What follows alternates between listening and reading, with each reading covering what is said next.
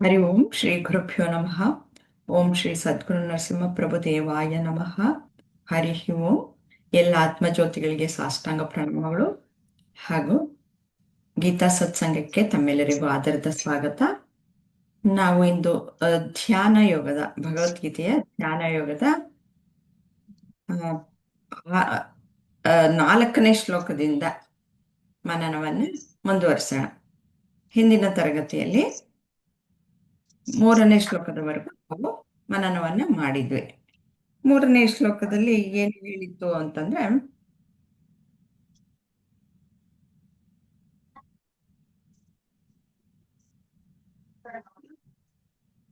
ಆರು ಋಕ್ಷೋರ್ ಮುನೇರ್ ಯೋಗಂ ಕರ್ಮ ಕಾರಣ ಮುಚ್ಚತೆ ಯೋಗಾರೂಢಸ್ಯ ತಸ್ಯೈವ ಶಮ ಕಾರಣ ಮುಚ್ಚತೆ.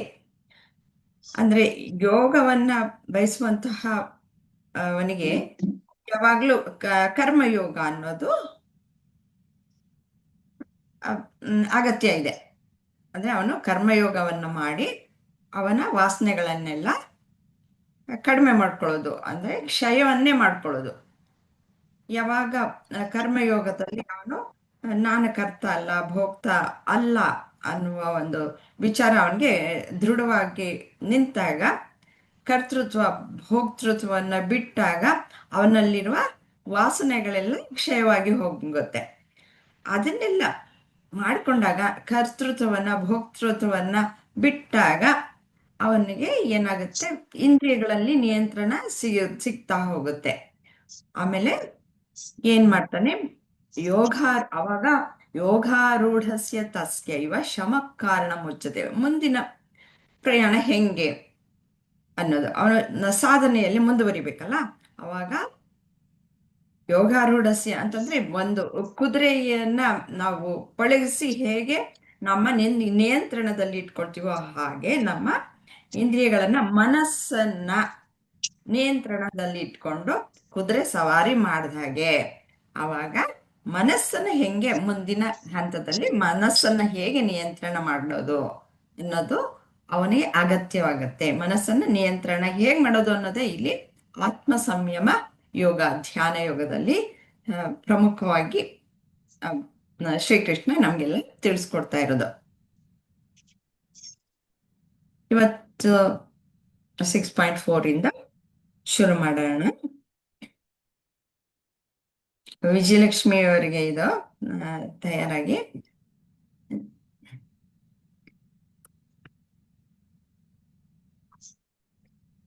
ಯದಾ ಹಿನೇಂದ್ರಿಯಾರ್ಥೇಷು ನ ಕರ್ಮಸು ಅನುಷಜ್ಜತೆ ಸರ್ವಸಂಕಲ್ಪ ಸನ್ಯಾಸಿ ಯೋಗಾರೂಢಸ್ತದೋಚ್ಯತೆ.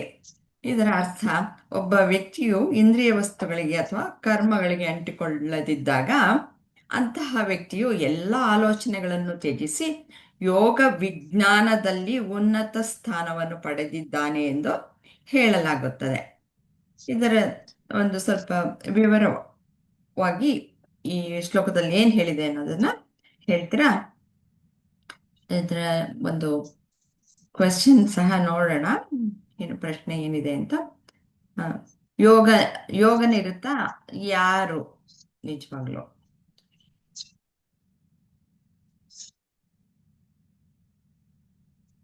ವಿಜಯಲಕ್ಷ್ಮಿ ಅವ್ರು ಇದ್ದೀರಾ?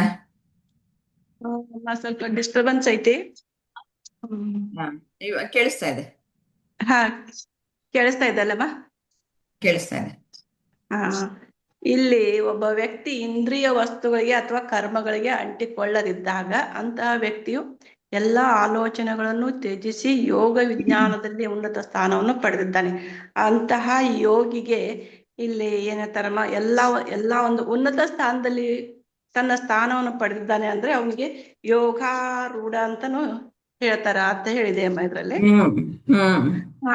ಅವನು ಯಾಕಂದ್ರ ಅವನು ಒಬ್ಬ ತಾನು ಯಾರು ಅನ್ನೋದನ್ನ ತಿಳ್ಕೊಂಡು ಈ ದೇಹ ಮನ ಬುದ್ಧಿ ನಾನೆಲ್ಲ ಅಂದ್ರ ಅವನು ಇವರು ಪ್ರಭುಜಿ ಗುರುಗಳು ಹೇಳ್ದಂಗ ನಾನೆಂಬುದು ನಾನಲ್ಲ, ದೇಹ ಮನ ಬುದ್ಧಿ ನಾನಲ್ಲ, ಸಚ್ಚಿದಾನಂದ ಆತ್ಮ ಶಿವ ನಾನೇ ಶಿವೋಹಂ ಶಿವೋಹಂ ಶಿವೋಹಂ ಅಂತ ಆತ್ಮಸ್ವರೂಪಿ ಅಂತ ಅರಿವು ಬಂದು ಅವನು ಉನ್ನತ ಸ್ಥಾನದಲ್ಲಿ ಇರ್ತಾನಮ್ಮ. ಯಾವುದೇ ಒಂದು ಕರ್ಮಗಳನ್ನ ಮಾಡ್ಲಿ, ಆ ಕರ್ಮಗಳ ಫಲಗಳ ಅಪೇಕ್ಷೆ ಇರೋದಿಲ್ಲ. ಆಮೇಲೆ ಅವನಲ್ಲಿರ್ತಕ್ಕಂಥ ಒಂದು ಈ ಯೋಗದ ಕ್ರಿಯೆಗಳಿಂದ ಅವನು ಒಂದು ಉನ್ನತ ಮಟ್ಟದಲ್ಲಿ ವಿಚಾರ ಶಕ್ತಿಯನ್ನು ಪಡ್ಕೊಂಡಿರ್ತಾನ.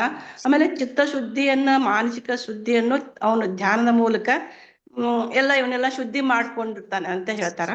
ಹಾಗೆ ಕರ್ಮಯೋಗದ ಮೂಲಕ ಸಹಿತ ಅಲ್ಲಿ ಕರ್ಮವನ್ನು ಮಾಡ್ತಾ ಹೋದಾಗೆ ಅವನಿಗೆ ಆತ್ಮಜ್ಞಾನ ಬರುತ್ತೆ.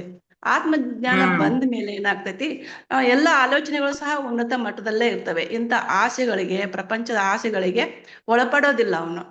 ಹಾಗೆ ತನ್ನ ಒಂದು ಈ ಏನ್ ಹೇಳ್ತಾರಮ್ಮ, ಎಲ್ಲ ಇಂದ್ರಿಯಗಳಿಗೆ ಅಂಟಿಕೊಳ್ಳದೇನೆ, ಇಂದ್ರಿಯ ಆಸೆಗಳಿಗೆ, ಈ ಪ್ರಪಂಚದಲ್ಲಿರ್ತಕ್ಕಂಥ ಆಸೆಗಳಿಗೆ ಅಂಟಿಕೊಳ್ಳದೆ ಇದ್ದಾಗ ಅವನು ಒಂದು ಉನ್ನತ ಸ್ಥಾನ ಪಡಿತಾನ. ಒಂದು ವಿಜ್ಞಾನದಲ್ಲೇ ಒಂದು ಉನ್ನತ ಸ್ಥಾನ ಅಂತ ಹೇಳ್ತಾರಮ್ಮ. ಮತ್ತೆ ಮುಂದೇನ್ ಹೇಳ್ಬೇಕು? ಜ್ಞಾನ ವಿಜ್ಞಾನ ಅನ್ನೋದನ್ನ ಸ್ವಲ್ಪ ವಿವರಿಸಿ. ಜ್ಞಾನ ಅಂದ್ರೇನು, ವಿಜ್ಞಾನ ಅಂದ್ರೇನು?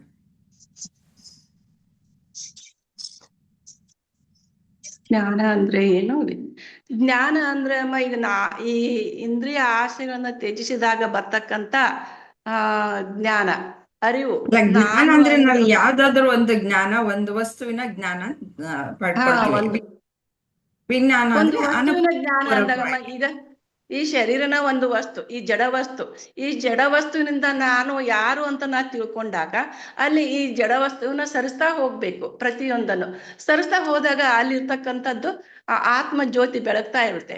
ಅದೇ ನಾನು ಆತ್ಮ ಜ್ಯೋತಿ, ಅಥವಾ ಬ್ರಹ್ಮ, ನಾನೇ ಬ್ರಹ್ಮ, ಆಮೇಲೆ ಶಿವ ಸ್ವರೂಪ ಅಂತ ಹೇಳ್ತಾ ಹೋಗ್ಬೋದಮ್ಮ. ಇದನ್ನೇ ಒಂದು ಜ್ಞಾನ. ಇದರಲ್ಲಿ ಆತ್ಮಜ್ಞಾನ ಸ್ವಯಂ ನೀವೇ ಕಂಡಿಡ್ಕೊಳ್ಳೋದು, ಅದು ಅಪರೋಕ್ಷ ಅನುಭೂತಿಯಾಗಿ ಕಂಡಿಡ್ಕೊಳ್ಳೋದು ವಿಜ್ಞಾನ. ಏನು ಜ್ಞಾನ ಇದರಿಂದ ಎಲ್ಲ ಈ ಶ್ರುತಿಗಳಿಂದ ಮತ್ತೆ ಸ್ಮೃತಿಗಳಿಂದ ನಾವು ತಿಳ್ಕೊಳ್ತೀವಲ್ಲ, ಇದೆಲ್ಲ ಜ್ಞಾನ. ಶ್ರುತಿ ವೇದಾಂತಗಳ ಮೂಲಕ ತಿಳಿಯುವುದು ಜ್ಞಾನ ಅಂತ ಹೇಳಿ ಎಲ್ಲ ಜ್ಞಾನ. ಅದನ್ನ ನಾವು ಬರೀ ಯಾರು ಇವಾಗ ಗುರುಜಿ ಟಾಕ್ಸ್ ಎಲ್ಲ ನಾವು ಕೇಳಿ ಇವಾಗ ತಿಳ್ಕೊಂಡಿದ್ವಿ, ಅಷ್ಟು ಸಾಕಾಗಲ್ಲ. ಸ್ವಯಂ ನಾವೇ ಅದನ್ನ ಅನುಭೂತಿಯನ್ನ ಪಡಿಬೇಕು, ಅದು ವಿಜ್ಞಾನವಾಗತ್ತೆ. ಅದೇ ನಿಧಿಧ್ಯಾಸ, ಮನನ ನಿಧಿಧ್ಯಾಸದಲ್ಲಿ ಹೋಗ್ಬೇಕು. ಶ್ರವಣ ಮನನ. ಇಲ್ಲಿ ಶ್ರೀಕೃಷ್ಣ ಏನು ಅಂತಂದ್ರೆ, ಅದು ಯೋಗ ಅಂತ ಹೇಳೋದು ಎಲ್ಲಿ ನಮ್ಮ ಜೀವನದಲ್ಲಿ ಹೇಗೆ ಅದನ್ನ ಅಳವಡಿಸ್ಕೊಳ್ಳೋದು ಅಂತ, ಇದು ಯೋಗ. ವಿಜ್ಞಾನ ಅನ್ನೋದು ನಮ್ಮೇ ಅದನ್ನ ಅನುಭೂತಿಯನ್ನು ಪಡೆಯೋದು, ಆತ್ಮಾನುಭೂತಿ ಪಡೆಯೋದು. ಸರಿ, ಕರೆಕ್ಟ್, ಚೆನ್ನಾಗಿ ಹೇಳಿದ್ರೆ. ಮತ್ತೆ ಇನ್ನೊಂದು ಸ್ವಲ್ಪ ವಿಜ್ಞಾನ, ಇಲ್ಲಿ ಇದನ್ನ ಒಂದು ಎಲ್ಲರಿಗೂ ಕ್ಲಿಯರ್ ಆಗಿ ಗೊತ್ತಾಗುತ್ತೆ, ಮತ್ತೆ ನಿಮ್ಗೆ ಬೇರೆ ಕ್ಲಾಸಸ್ಗೂ ಹೆಲ್ಪ್ ಆಗುವಂತಹದ್ದು. ನೋಡಿ, ಇಲ್ಲಿ ಎಲ್ಲ ಆಲೋಚನೆಗಳನ್ನು ತ್ಯಜಿಸುವುದು. ಆಲೋಚನೆಗಳು ಅಂದ್ರೆ ಆಸೆ, ಕ್ರಿಯೆಯ ಫಲ. ಅದರಿಂದ ಬೇರೆ ರೀತಿಯಲ್ಲಿ ಹೇಳುವುದಾದರೆ, ಬಯಕೆ, ಕ್ರಿಯೆ, ಫಲ, ಈ ಸರಪಳಿಯನ್ನು ಮುರಿಯುತ್ತದೆ ಅಂತ. ಇದನ್ನ ಸ್ವಲ್ಪ ವಿವರವಾಗಿ ಹೇಳಿ.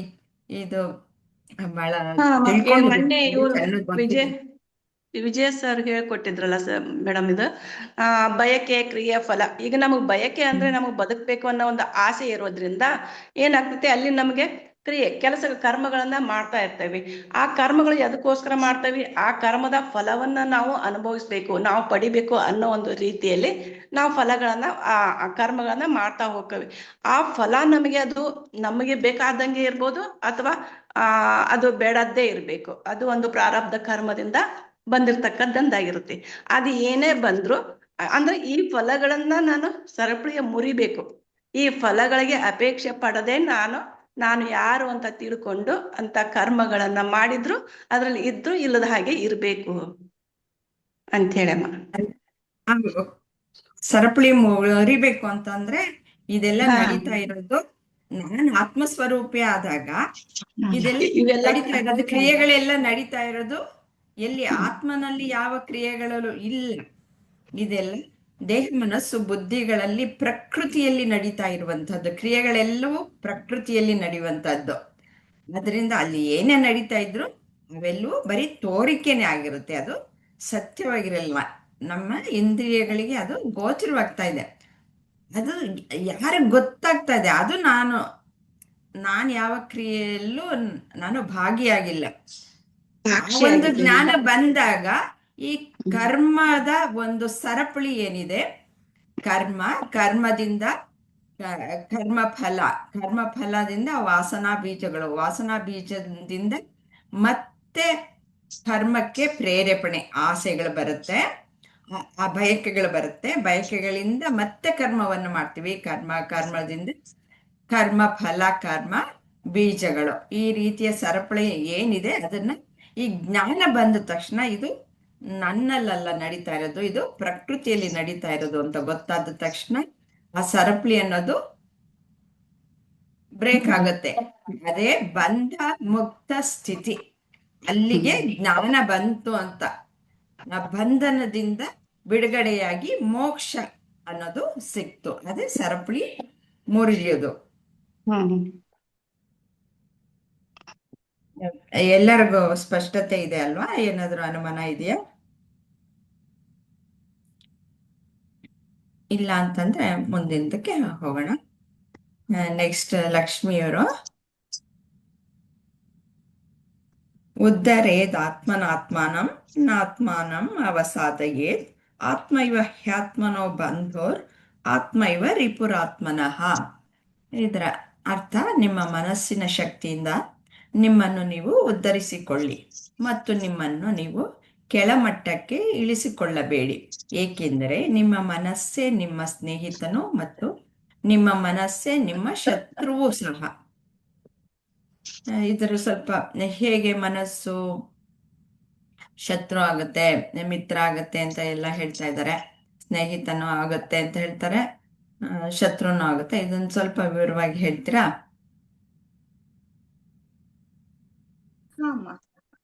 ಈಗ ನಮಗ್ ಒಂದ್ ಟೈಮ್ನೊಳಗ ವಿಜಯಭವ ಇದನ್ ತೋರ್ಸಿದ್ರಿ. ಹೆಂಗಂತಂದ್ ಹೇಳಿರಿ, ಎರಡ್ ಮನಸ್ ಮಾಡ್ಬೇಕು. ಒಂದು ಅಧ್ಯಾತ್ಮದ ಲೈನ್ ಒಳಗ ಒಂದು ಈಗ ಸರಿ ತಪ್ಪು ಅಂತಂದ್ ಹೇಳಿ ಏನ್ ಇರ್ತೈತಲ್ಲ, ಅದು ಒಂದ್ ಮನಸ್ಸಾದ್ರ, ಇಲ್ಲ ಯಾವ್ದ್ ಕರೆಕ್ಟ್ ಐತೆ ಆ ದಾರಿ ಒಳಗ್ ಹೋಗು ಅಂತಂದ್ ಹೇಳಿ ಹೇಳೋ ಮನಸ್ ಬ್ಯಾರೆ ಅಂತಂದ್ ಹೇಳಿರಿ. ಈಗ ನಾವು ಈಗ ಈ ಸಂಸಾರದೊಳಗ ಅದೇವಿ ಅಂತಾದ್ಮೇಲೆ ಒಂದಿಷ್ಟು ಕರ್ತವ್ಯನ ನಿಭಾಯಿಸಬೇಕಾಗ್ತೈತಿ ಅಮ್ಮ.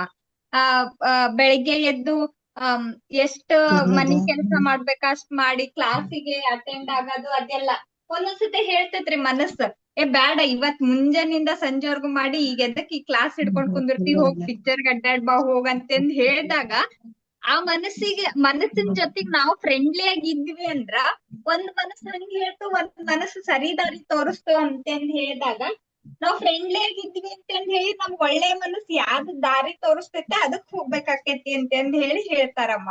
ಎರಡು ಕೋಣೆ ಮಾಡ್ರಿ ಅಂತಂದ್ ಹೇಳಿ ಅಂದ್ರ ನಿಮ್ ಜೊತೆಗ್ ನೀವ್ ಮಾತಾಡ್ರಿ, ನಿಮ್ ಮನಸ್ಸನ್ನ ನೀವು ತಿಳಿಗೊಳಿಸ್ಕೊಳ್ರಿ ಅಂತಂದ್ ಹೇಳಿ ಹೇಳ್ಯಾರ. ಫ್ರೆಂಡ್ಲಿ ಆಗಿರ್ರಿ ನಿಮ್ ಜೊತೆಗ್ ನೀವು, ಅವಾಗ ಸರಿ ದಾರಿ ಸಿಗ್ತೈತಿ. ಯಾರೋ ಏನೋ ಹೇಳಿದ್ರು ಅಂತಂದ್ ಹೇಳಿ ಮಾಡಕ್ ಹೋಗ್ಬೇಡ್ರಿ ಅಂತಂದ್ ಹೇಳಾರ ಅಂತೇಳಿ ನಂಗ ಹಂಗ ಅನಸ್ತಮ್ಮ. ಈಗ ಅರ್ಜುನನಿಗ್ ತನ್ ಮನಸ್ ಒಂದ್ ಹೇಳ್ತಿತ್ತು, ಇಲ್ಲ ನಾ ಸರಿ ಮಾಡ್ತಾ ಇಲ್ಲ, ನನ್ ರಿಲೇಷನ್ ಸಾಯಿಸ್ತಾ ಇದೇನಿ, ನನ್ ಬಂಧುಗಳಿಗೆಲ್ಲಾ ನಾನು ತೊಂದ್ರೆ ಕೊಡ್ತಾ ಇದೇನಿ ಅಂತಂದ್ ಹೇಳಿ. ಆದ್ರ ಭಗವಂತ ಶ್ರೀಕೃಷ್ಣನ ಹೇಳಾಕ್ ಕುಂತಿದ್ದ ಈ ಕೆಲ್ಸ ನೀ ಮಾಡು ಅಂತ ಹೇಳಿ. ಅವಾಗ ಅರ್ಜುನ ತನ್ ಮನಸ್ನೊಳಗ್ ತಾನು ಕೃಷ್ಣ ಹೇಳಿದ್ದು ಸರಿ ಐತೋ ಇಲ್ಲೋ ಅಂತಂದ್ ಹೇಳಿ ಸ್ವಲ್ಪ ಲಕ್ಷ್ಯ ಕೊಟ್ಟು ನೋಡಿದ್ರ ಅಂತಂದ್ ಹೇಳಿದ್ರೆ ಇಷ್ಟೆಲ್ಲಾ ತಲ್ಯಾಗ ಕ್ವಶನ್ ಬರ್ತಾನೆ ಇರ್ಲಿಲ್ಲಮ್ಮ ಅರ್ಜುನಂಗ್, ನನಗ್ ತಿಳಿದ್ ಮಟ್ಟಿಗೆ ರೀ. ನಾವ್ ಅರ್ಥ ಮಾಡ್ಕೋಬೇಕು ಅಂತಂದ್ ಹೇಳಿ ಹೇಳ್ತಾ ಇದಾರ. ನಿಮ್ ಮನಸ್ ಜೊತೆಗ್ ನೀವು ಫ್ರೆಂಡ್ಲಿ ಆಗಿರ್ರಿ, ನಿಮ್ ಮನಸ್ಸು ಅವಾಗ ಸರಿದಾರಿ ತೋರಿಸ್ತೈತಿ, ಆ ಸರಿದಾರಿ ಒಳಗ್ ನಡೀರಿ ಅಂತಂದ್ ಹೇಳಿ ಹೇಳ್ಕೊಡ್ತಾ ಇದಾರ ಅಂತ ಹಂಗ ಅನಸ್ತಮ್ಮ ನನಗ. ಈಗ ನಮ್ದು ಮನಸ್ಗಳೆಲ್ಲ ಚಲೋ ಇರೋದ್ರಿಂದನ ಈ ಆಧ್ಯಾತ್ಮಕ್ ಲೈನಿಗ್ ಬರಾಕ್ ಸಾಧ್ಯ ಐತಿ ಅಂತಂದ್ ಹೇಳಿ ಹಂಗ ಅನಸ್ತಮ್ಮ ನನಗ. ನಾ ಇನ್ನೊಂದ್ ಹೇಳಕ್ ಇಷ್ಟಪಡ್ತೇನ್ರಿ, ನೀವ್ ಆಗಲ್ಲೇ ಎಷ್ಟೊಂದು ನಿಮ್ಮನ್ನ ಕುಂದ್ರಸ್ಕೊಂಡು 3-4 ತಾಸು ಕುಂದ್ರಸ್ಕೊಂಡು ಕೂರೋದು ಸರಿ ಅನಸ್ತಿಲ್ಲ ಅಂತಂದ್ ಹೇಳಿದ್ರಿ ಅಮ್ಮ. ಆದ್ರ ನಮಗ ಬ್ಯಾರೆದವ್ರೆಲ್ಲಾನು ನಾನ್ ಇತ್ತಿತ್ಲಾಗ್ ಕೇಳ್ಪಟ್ಟೇನಿ ಬರೇ 1 hour ಕ್ಲಾಸ್ ತಗೊಂಡ್ರ ಮಂತ್ಲಿ 4 ಕ್ಲಾಸು 1 hour ಕ್ಲಾಸ್ ತಗೊಂಡ್ರ ಪರ್ 500 rupees ಫೀಸ್ ಐತಿ ಅಮ್ಮ. ನೀವ್ ನಮ್ ಸಲುವಾಗಿ ಇಷ್ಟೆಲ್ಲ ಟೈಮ್ ಸ್ಪೆಂಡ್ ಮಾಡ್ತಾ ಇದೀರಿ. ಎಷ್ಟೊಂದ್ 5-6 ವರ್ಷ ಆತು ಇದುವರೆಗೂ ನಾವು ನಿಮಗ್ ಗುರುದಕ್ಷಿಣೆನು ಕೊಟ್ಟಿಲ್ಲ, ನೀವ್ ನಮ್ಮಿಂದ ಕೇಳಿನೂ ಇಲ್ಲ. ಬಾಬರಿ ಡೈರೆಕ್ಟ್ ಆಗಿ ಅಮ್ಮ ಮಿನಿಮಮ್ 3 to 4 ಕ್ಲಾಸ್ ಅಂತ್ರಿ. ಇವ ಭಗವದ್ಗೀತಾನ ರೀ, ಭಾಗವತ ಭಗವದ್ಗೀತಾ ಇವ ಎರಡ ಅಮ್ಮ ಇರೋದಲ್ಲೇ. ಮಿನಿಮಮ್ ವಾರದೊಳಗ್ 4 ಕ್ಲಾಸ್ ರೀ, ವಾರದೊಳಗ್ 2 ಕ್ಲಾಸು, ತಿಂಗ್ಳಿಗ್ 500 rupees ಫೀಸ್ ಅಮ್ಮ. ಅಷ್ಟ್ ಪರಿ ನೀವು ನಮ್ಗೋಸ್ಕರ ಟೈಮ್ ಕೊಟ್ಟು ನೀವು ನಿಮ್ಮನ್ನ ಹಿಡಿದು ಕೂಡಿಸ್ಕೊಳ್ತೀನಲ್ಲ ಅದು ಅಯ್ಯೋ ಅಯ್ಯೋ ಹಂಗೇನಿಲ್ಲ ಅಮ್ಮ. ಎಷ್ಟೋ ಕಲಿತಾ ಇದೇವ್ರಿ, ಎಷ್ಟೋ ಸುಧಾರಿಸ್ತಾ ಇದೇವಿ. ಆಮೇಲೆ ನಮ್ ಜೀವನದೊಳಗ್ ನಾವ್ ಎಷ್ಟ್ ಆಕ್ಟಿವ್ ಆಗ್ತಾ ಸಂತೋಷವಾಗಿ ಇದೇವಿ ಕಲಿತಾ ಅಂತ ಇದ್ರೆ ಹೇಳಿ ನನಗೆ ನಾ ಹೇಳ್ತಾ ನಮಗ್ ಏನು ಇರೋದು ಪ್ರಾಬ್ಲಮ್ ಇಲ್ಲ ನನಗೆ ರೀ. ಗುರುಗಳು ವಹಿಸಿರುವಂತಹ ಕೆಲಸ ಸರಿಯಾಗಿ ನಾನ್ ಮಾಡ್ತಾ ಇದ್ದೀನಿ ಅಂತ ಅವಾಗ ಅರ್ಥ ಅಲ್ಲಮ್ಮ, ಆಗುತ್ತೆ. ನಿಮ್ ಕಡೆಯಿಂದ ಎಷ್ಟ್ ಹಂಗೇನು ಸಾಧ್ಯ ಐತಿ ಸಂತೋಷನೇ, ಅದಕ್ಕಿಂತಲೂ ಜಾಸ್ತಿ ಬೇಕಾಗಿರೋದು ಏನು ಇಲ್ಲ. ನಾವು ಆಫ್ಲೈನ್ ಒಳಗ ಇರ್ತೇವ್ರಿ, ನಮಗೇನು ಪ್ರಾಬ್ಲಮ್ ಇಲ್ಲ. ನೀವು ಅಷ್ಟಷ್ಟು ತಾಸ್ ಕುಂತ್ ಮಾಡ್ತಿರಲ್ಲ, ಅದು ಗ್ರೇಟ್ ಅಂತಂದ್ ಹೇಳಿ ನನ್ ಯವ್ವಾನಿಂದನ ಹೇಳ್ಬೇಕ ಅನಸ್ತ್ರಿ. ಅದ್ರೊಳಗು ಇದ್ ಇವತ್ತು ಟಾಪಿಕ್ ಬಂತಲ್ಲ, ಅದಕ್ ಅರ್ಧ ಇಲ್ಲ ಹೇಳೇ ಬಿಡ್ಬೇಕಿದಂತ ಹೇಳಿ ಅಂತದ್ದೆಲ್ಲ ನಮ್ ಸತ್ಸಂಗದಲ್ಲಿ ಏನೋ ಇಲ್ಲ. ಹೌದು ಇದು ಅಮ್ಮ, ಒಂದು ನಾನ್ ಯಜ್ಞ ಅದ್ನ ಅಲ್ಲಮ್ಮ ಅಂತಂದ್ರಿ. ನಿಮ್ದು, ಇದು ಒಂದು ಯಜ್ಞಾನೇ. ಹೌದು ಹೌದು ಅಮ್ಮ. ದೊಡ್ಡ ಯೋಗ. ನೀವೆಲ್ಲ ಕೊಟ್ಟಿರೋ ಅಂತದ್ದು ನಾನ್ ಅನ್ಕೊಂಡಿರೋದೇನು ಅಂದ್ರೆ, ನಂಗೆ ಗುರುಗಳಿಗೆ ಏನು ವಹಿಸಿದಾರೋ ನಾನು ಸ್ಟೂಡೆಂಟೇ ಅಲ್ವಾ, ನಾನು ಕಲಿತಾ ಇರೋದು ನಿಮ್ ಜೊತೆಲೆ ಕಲಿತಾ ಇರೋದು. ಹಾ ಅಮ್ಮ. ಅದ್ರಲ್ಲಿ ಏನು ಅದೇನು ಹೇಳಿಲ್ವಾ, ಇವಾಗ ನಾವು ಹೈಸ್ಕೂಲ್ ಅಲ್ಲಿ ಇರ್ಬೇಕಾದ್ರೆ ಬೆಂಚ್ ಲೀಡರ್ ಅಂತ ಮಾಡ್ತಾ ಇದ್ರು ಅಂತ, ಹಾಗೆ ನನ್ನ ಬೆಂಚ್ ಲೀಡರ್ ಮಾಡಿದಾರೆ ಅಷ್ಟೇನೆ. ದೊಡ್ಡ ಮನಸ್ಸು ಅದು ನಿಮ್ ನಿಮ್ಮದು. ದೊಡ್ಡ ಗುಣ ಅಮ್ಮ. ನಾನ್ ಅದ್ನ ಅಂದೇರಿ, 5 to 6 years ಆತ್ ಕಲ್ಯಾಕುಂತ ಇದುವರೆಗೂ ನಮ್ ಗುರುಗಳು ಯಾರು ಕೇಳಿಲ್ಲ, ನನ್ ವರ್ಡ ಕೇಳಿಲ್ಲ. ಯಾರು ನೀವೇ ಕೇಳಲ್ಲಪ್ಪ, ಹಿಂಗೆ ಇದು ನೀವು ಕೇಳೋರಿದ್ರೆ ಸಾಕು ಅನ್ನೋ ತರ ಇದೀವಿ ನಾವು ಅಷ್ಟೇ. ಥ್ಯಾಂಕ್ ಯು ಅಮ್ಮ, ಥ್ಯಾಂಕ್ ಯು ಆಯ್ತಾ? ಸೋ ಮಚ್ ರೀ. ಹಾ ಅಮ್ಮ. ಹಾಗೆ ಇವಾಗ ನಾವು ಮನಸ್ಸು, ಮಿತ್ರ ಮತ್ತೆ ಶತ್ರು ಎರಡನ್ನು ಹೇಗ್ ನೋಡೋದು ಅಂದ್ರೆ, ನೀವು ಹೇಳಿದ್ರೆ ನನ್ನ ಮನಸ್ಸು ನನಗೆ ಮಿತ್ರನಾಗಿ ನಾನ್ ಮಾಡ್ಕೊಳ್ಬೇಕು ಅಂದ್ರೆ, ಆ ನಾನು ಅನ್ನೋದನ್ನ ನೀವು ಏನಂತ ಹೇಳ್ತಾ ಇದ್ದೀರಾ ಅಂದ್ರೆ, ಮನಸ್ಸಿಗೆ ಮೀರಿದ್ದೇನು ಅದು ಬುದ್ಧಿಯ ನಿಯಂತ್ರಣದಲ್ಲಿ ಮನಸ್ಸು ಯಾವಾಗಿರುತ್ತೋ ಅವಾಗ ಅದು ಮಿತ್ರನಾಗುತ್ತೆ. ಬುದ್ಧಿಯ ನಿಯಂತ್ರಣವನ್ನ ಮೀರಿ ಮನಸ್ಸು ತನ್ನದೇ ಆದ ವೃತ್ತಿಯಲ್ಲಿ ತೊಡಗಿಕೊಂಡು ತಾನೇ ಏನೇನೋ ಗೊಂದಲವನ್ನ ಉಂಟು ಮಾಡ್ಕೊಂಡಿದ್ರೆ ಅದು ಶತ್ರು ಆಗುತ್ತೆ. ಮನಸ್ಸಿನಲ್ಲಿ ತುಂಬಾ ಗೊಂದಲಗಳು ಸಿಕ್ಕಾಕೊಂಡ್ಬಿಟ್ಟಾಗ ಏನೋ ಅದು ಬುದ್ಧಿ ಮಾತನ್ನ ಕೇಳಲ್ಲ. ಯಾವಾಗ್ಲೂ ಬುದ್ಧಿ ಮಾತನ್ನ ಕೇಳ್ಬೇಕು. ಬುದ್ಧಿ ಮಾತನ್ನ ಕೇಳೋ ಹಾಗೆ ಇಟ್ಕೊಳ್ಬೇಕಾದ್ರೆ ಮನಸ್ಸು ಸ್ವಲ್ಪ ಶುದ್ಧಪಡಿಸ್ಕೊಳ್ಬೇಕು. ಯಾವಾಗ ತುಂಬಾ ವಿಚಾರಗಳು ವೃತ್ತಿಗಳು ತುಂಬಾ ತುಂಬ್ಕೊಂಡ್ಬಿಟ್ವು ಅಂತಂದ್ರೆ ಅವಾಗ ಅದಕ್ಕೆ ಬುದ್ಧಿಯ ಮಾತು ಹಿಡಿಸಲ್ಲ, ಅವಾಗ ಅದು ಶತ್ರು ಆಗೋಗ್ಬಿಡುತ್ತೆ. ಜ್ಞಾನನೂ ಹತ್ತಲ್ಲಮ್ಮ ಅದು ತಲೆಗೆ. ಆಗಲ್ಲ. ಇವಾಗ ಅರ್ಜುನಂದ ಅವರು ಎಕ್ಸಾಂಪಲ್ ಕೊಟ್ರು. ಅರ್ಜುನನ್ಗೆ ಆಗಿದ್ದ ಹಾಗೇನೆ, ಅವನ ಬುದ್ಧಿ ಅನ್ನೋದು ಕೆಲಸ ಮಾಡ್ತಾ ಇರ್ಲಿಲ್ಲ, ಅದಕ್ಕೋಸ್ಕರ ಅವನು ಶರಣಾಗಿದ್ದು. ನಂಗೇನು ಗೊತ್ತಿಲ್ಲಪ್ಪ, ನಂಗೇನ್ ಮಾಡ್ಬೇಕು ಅಂತ ನಂಗೆ ತೋಚ್ತಾ ಇಲ್ಲ, ಅದಕ್ಕೆ ನೋಡು ನಿನ್ಗೆ ಶರಣಾಗಿದ್ದೀನಿ ಅಂದ್ರೆ ಅವನು ಒಳ್ಳೆ ಮಾರ್ಗದಲ್ಲಿ ಸನ್ಮಾರ್ಗದಲ್ಲಿ ಬಂದ. ಅದೇ ದುರ್ಯೋಧನನ್ ಗೊತ್ತು ನಾನ್ ಮಾಡ್ತಾ ಇರೋದು ತಪ್ಪು ಅಂತ, ಆದ್ರೆ ಅವನು ಒಳ್ಳೆ ಮಾರ್ಗಕ್ಕೆ ಬರ್ಲಿಲ್ಲ. ಅವನಿಗೆ ಬುದ್ಧಿ ಇರ್ಲಿ ಬಿಡು, ಇನ್ನು ಅವನು ಈ ಒಂದು ಹಂತಕ್ಕೂ ಅರ್ಜುನನ ಹಂತಕ್ಕೆ ಬಂದಿಲ್ಲ. ಹಾಗೆ ಸಮಾಜದಲ್ಲಿ ನಾವು ದುರ್ಯೋಧನನ ತರ ಇರೋರನ್ನು ನೋಡ್ತೀವಿ, ಅರ್ಜುನನ ತರ ಇರೋರನ್ನ ನೋಡ್ತೀವಿ.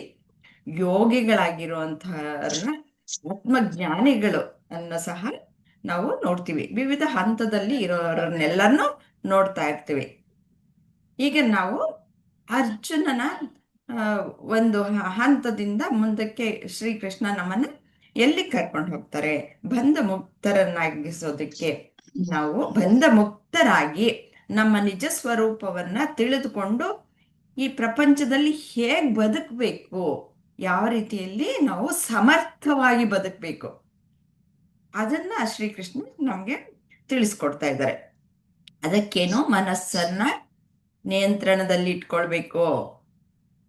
ಅವನು ಯೋಗಾರೂಢನಾಗ್ಬೇಕು ಅಂತಂದ್ರೆ ಲಗಾಮನ್ನ ಬುದ್ಧಿ ಕೈಯಲ್ಲಿ ಕೊಡ್ಬೇಕು. ಬುದ್ಧಿ ಕೈಯಲ್ಲಿ ಕೊಟ್ಟಾಗ ಆ ಮನಸ್ಸು ನಿಯಂತ್ರಣದಲ್ಲಿ ಇರುತ್ತೆ. ಆವಾಗ ಅದು ಸ್ನೇಹಿತನಾಗಿ ನಾವು ಎಲ್ಲಿಗೆ ಕರ್ಕೊಂಡು ಹೋಗ್ತೀವೋ ಅಲ್ಲಿಗೆ ಬರುತ್ತೆ. ಇಲ್ಲ ಅಂತಂದ್ರೆ ಅದು ಬೇರೆ ಕಡೆಗೆ ಕರ್ಕೊಂಡು ಹೋಗ್ಬಿಡತ್ತೆ. ಹಾಗಿದ್ದಾಗಲೇ ನಾವು ಹೊರ ಪ್ರಪಂಚಕ್ಕೆ ಅದು ಎಳ್ಕೊಂಡು ಹೋದಾಗ ಮನಸ್ಸಿನಲ್ಲಿ ನಿಯಂತ್ರಣ ಇಲ್ಲ ಅಂದಾಗ ರಾಗ ದ್ವೇಷಗಳು, ಈ ಬಯಕೆಗಳಿಂದ ಕರ್ಮ, ಕರ್ಮದಿಂದ ಕರ್ಮಫಲ, ಅದಕ್ಕೆ ಸುಖ ದುಃಖಗಳು ಹೀಗೆಲ್ಲ. ಆದ್ರೆ ಕರ್ಮ ಮಾಡದೇ ಇರಕ್ಕೆ ಸಾಧ್ಯ ಇಲ್ಲ. ಯಾವ ರೀತಿ ಇಲ್ಲಿ ಮಾಡ್ಬೇಕು? ನಿಸ್ಪೃಹನಾಗಿ ಮಾಡ್ಬೇಕು. ಯಾವುದಕ್ಕೂ ಅಂಟುಕೊಳ್ಳದೆ ನಾವು ಮಾಡ್ಬೇಕು. ಅದಕ್ಕೇನು ಅಗತ್ಯವಾಗಿ ಇರುವಂತಹದ್ದು ಮನಸ್ಸಿನ ನಿಯಂತ್ರಣ, ಇಂದ್ರಿಯ ನಿಯಂತ್ರಣ. ಇವಾಗ 5ನೇ ಚಾಪ್ಟರ್ ವರೆಗೂ ಇಂದ್ರಿಯ ನಿಯಂತ್ರಣ ಎಲ್ಲ ಆಗೋಯ್ತು. ಈಗ ಮನಸ್ಸಿನ ನಿಯಂತ್ರಣ ಹೇಗೆ ಅನ್ನೋದನ್ನ ತಿಳಿಸ್ಕೊಡೋದಕ್ಕೆ ಇದೆಲ್ಲವನ್ನು ಹೇಳ್ತಾ ಇದ್ದಾರೆ. ಹೀಗೆ ಇದು ಶತ್ರು ಆಗುತ್ತೆ, ಮಿತ್ರನೂ ಆಗುತ್ತೆ. ಯಾವಾಗ ಮನಸ್ಸು ಬುದ್ಧಿಯ ಮಾತನ್ನ ಕೇಳೋ ತರ ಇಟ್ಕೊಂಡಾಗ ಅದು ಮಿತ್ರನಾಗತ್ತೆ. ಹಾಗೆ ಇಟ್ಕೊಳ್ಬೇಕಾದ್ರೆ ಏನೋ ಮೊದ್ಲು ಕರ್ಮಯೋಗ ಮಾಡಿರ್ಬೇಕು. ಕರ್ಮಯೋಗ ಮಾಡಿದ್ರೆ ಮಾತ್ರನೇ ನಾನು ಕರ್ತ ಅಲ್ಲ, ನಾನು ಭೋಕ್ತ ಅಲ್ಲ ಅಂತ ಅನ್ನೋದು ಗೊತ್ತಾಗೋದು.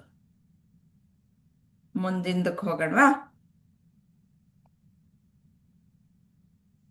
ಇಂದ್ರಮ್ಮ ಅವರು ಬಂಧುರಾತ್ಮಾತ್ಮನಸ್ತಸ್ಯ ಏನಾತ್ಮೈವಾತ್ಮನಾಜಿತಃ ಅನಾತ್ಮನಸ್ತು ಶತ್ರುತ್ವೇ ವರ್ತೇತಾತ್ಮೈವ ಶತ್ರುವತ್. ಮನಸ್ಸನ್ನು ಗೆದ್ದವರಿಗೆ ಅದು ಸ್ನೇಹಿತ, ಹಾಗೆ ಮಾಡಲು ವಿಫಲರಾದವರಿಗೆ ಮನಸ್ಸು ಶತ್ರುವಿನಂತೆ ಕೆಲಸ ಮಾಡುತ್ತದೆ. ಹಿಂದಿನ ಶ್ಲೋಕದನ್ನೇ ಮುಂದುವರಿಸಿ ಹೇಳ್ತಾ ಇದ್ದಾರೆ ಸಂಪೂರ್ಣವಾಗಿ. ಇದು ಹೇಗೆ ಕೆಲಸ ಮಾಡುತ್ತೆ ಅಂತ, ಇದು ಶತ್ರು ಹೇಗೆ ಮತ್ತೆ ಮಿತ್ರ ಹೇಗೆ ಅನ್ನೋದನ್ನ. ಬಂಧುನು ಆಗುತ್ತೆ, ಶತ್ರುನು ಆಗುತ್ತೆ ಅನ್ನೋದನ್ನು ಹೇಳ್ತಾ ಇದ್ದಾರೆ. ಪ್ರಶ್ನೆ ಏನಾದ್ರು ನೋಡ್ಬೇಕಾ?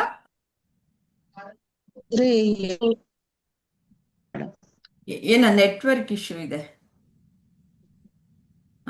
ಜೀವಾತ್ಮನು ತನಗೆ ಹೇಗೆ ತಾನೇ ಮಿತ್ರನು ಮತ್ತು ತನಗೆ ತಾನೇ ಶತ್ರು, ಅವನು ಹೇಗೆ ಅನ್ಕೊಳ್ತಾನೆ ಅನ್ನೋದನ್ನ ತಿಳಿಸಿ. ಹೇಗೆ ಅಂದ್ರೆ ಕೇಳಿಸ್ತಾ ಇದೆ ಅಲ್ಲ ಮೇಡಮ್? ಇವಾಗ ಕೇಳಿಸ್ತಾ ಇದೆ. ಹಲೋ, ಕೇಳಿಸ್ತಾ ಇದೆ. ಯಾರು ತನ್ನ ಸರಿ ಮೇಡಮ್, ಇಲ್ಲಿ ಬಂಧುರ ಆತ್ಮಾತ್ಮಾನಸ್ತಸ್ಯ ಅಂತ ಹೇಳ್ತಾ ಇದ್ದಾರೆ. ಅಂದ್ರೆ ಯಾರು ತನ್ನ ಮನಸ್ಸನ್ನ ನಿಗ್ರಹಿಸ್ತಾರೋ ಅವನಿಗೆ ಅದೇ ಬಂಧು ಆಗ್ತದೆ. ಅಂದ್ರೆ ಮನಸ್ಸಿಗಿಂತ ಬೇರೆವಾದಂತಹ ಸ್ನೇಹಿತರು ಯಾರು ಇರೋದಿಲ್ಲ. ಮನಸ್ಸೇ ಕಾರಣ ಪಾಪ ಪುಣ್ಯಕ್ಕೆಲ್ಲ ಅಂತ ದಾಸರ ಪದದಲ್ಲಿ ನಾವು ಕೇಳ್ತೇವೆ. ಮನೋರ್ಣಕ್ಕೆ ಕಾರಣ, ಸುಖಕ್ಕೆ ಆಗ್ಲಿ ದುಃಖಕ್ಕೆ ಆಗ್ಲಿ ಯಾವ ನೋವಿಗೆ ಆಗ್ಲಿ ನಲಿವಿಗಾಗ್ಲಿ ಮನಸ್ಸೇ ಕಾರಣ ಆಗುತ್ತೆ ನನ್ನ ಭಾವನೆ. ಆದ್ರೆ ಯಾರು ತನ್ನ ಮನಸ್ಸನ್ನು ಗೆದ್ದಿಲ್ವೋ ಅವನಿಗಿಂತ ಶತ್ರು ಬೇರೆ ಇಲ್ಲೇ ಇಲ್ಲ. ಮನಸ್ಸು ಬಹಳ ಚಂಚಲವಾಗಿರತಕ್ಕಂಥದ್ದು. ಮನಸ್ಸಿನಷ್ಟು ಚಂಚಲ ಬೇರೆ ಯಾವುದೂ ಇಲ್ಲ ನಮ್ಮ ಅಂಗಾಂಗಗಳಲ್ಲಿ. ಬುದ್ಧಿ ಕಂಟ್ರೋಲ್ ಮಾಡಿದ್ರು ಒಂದು ಕ್ಷಣಿಕ ಮತ್ತೆ ಮನಸ್ಸು ಚೇಂಜ್ ಆಗಿ ಹೋಗ್ಬಿಡ್ತದೆ. ಇದನ್ನ ನಿಗ್ರಹಿಸ್ಬಿಟ್ರೆ ನಮ್ಗೆ ಯಾರು ಬೇಕಾಗೋದಿಲ್ಲ. ಇದೇ ನಮಗೆ ಮಾರ್ಗ ತೋರಿಸ್ತದೆ. ಇದೇ ದೊಡ್ಡ ಬಂಧು ಆಗ್ತದೆ, ನಮ್ಗೆ ಸ್ನೇಹಿತನ ಕೂಡ ಆಗ್ತದೆ. ಇದು ಯಾವಾಗ್ಲೂ ನಮ್ಮೊಂದಿಗೆ ಇರ್ತದೆ ಅಂತ ನಮ್ಗೆಲ್ಲ ಗೊತ್ತಿದೆ. ನಾವು ಮನಸ್ಸನ್ನ ನಿಗ್ರಹಿಸಿ ಒಂದು ಸತ್ತ ಸಂಸ್ಕಾರಗಳನ್ನ ಮಾಡೋದೇ ಆಗ್ಲಿ, ಒಂದು ಸತ್ತ ಪ್ರಜೆಗಳ ಜೊತೆಗೆ ಇರೋದಾಗ್ಲಿ, ಸತ್ಸಂಗಕ್ಕೆ ಅಟೆಂಡ್ ಮಾಡೋದೇ ಆಗ್ಲಿ, ಈ ತರದ ಎಲ್ಲ ಇದು ಮಾಡ್ಕೊಂಡಾಗ ನಮ್ಮ ಮನಸ್ಸಿಗೆ ಬರ್ತಕ್ಕಂಥ ಕರಿತೀವಿ ಪ್ರಲೋಭನೆಗಳು ಎಲ್ಲ ದುರ್ಬಲ ಆಗೋಗ್ಬಿಡ್ತವೆ. ಅದನ್ನ ನಾವು ಚಿಂತೆ ಮಾಡಕ್ಕೆ ಹೋಗಲ್ಲ. ಮನಸ್ಸಿಗೆ ಏನೇ ಒಂದು ಇದು ಬೇರೆ ಬಂದ್ರೆ ಇಂದ್ರಮ್ಮ ಅವ್ರು ಹೋದ್ರು.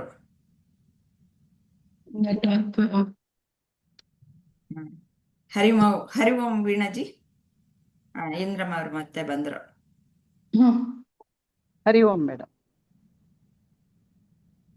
ಇಂದ್ರಮ್ಮ ಅವರು ಮುಂದುವರಿಸ್ಬೋದು. ಸರಿ ಮೇಡಮ್. ಹ್ಮ್ ಹಾ, ಇವಾಗ ಅದು ಹಾಗೆ ಮಾಡ್ತಾ ಇರುತ್ತೆ. ಆದ್ರೆ ಇದು ಮನಸ್ಸನ್ನ ನಾವು ಬಂಧನ ಅಂದ್ರೆ ನಮ್ಮ ಒಳಗೆ ನಾವು ಇದು ಮಾಡ್ಬೇಕು ಇದನ್ನ ಅಂತಂದ್ರೆ ಒಂದು ನಾವು ಅದನ್ನ ಇಸ್ಬೇಕ. ಮನಸ್ಸು ದೊಡ್ಡದಾದಂತಹ ಒಬ್ಬ ಆತ್ಮ ಆಗ್ಲಿ ಯಾರಿಲ್ಲ. ಯಾರೇ ನಾವು ಹೊರಗಡೆ ಎಷ್ಟೇ ಸುಖ ಹೇಳಿ ಮಾರ್ಗದರ್ಶನ ಕೊಡ್ಲಿಕ್ಕೆ ಒಂದು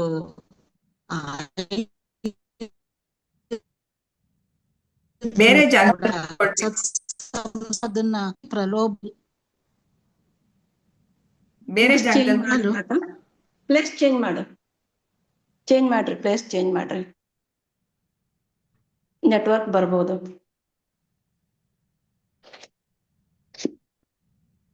ಡೈರೆಕ್ಷನ್ ಚೇಂಜ್ ಮಾಡಿದ್ರು ಆಗುತ್ತೆ ಅನ್ನೋ ಸರ್ತಿ.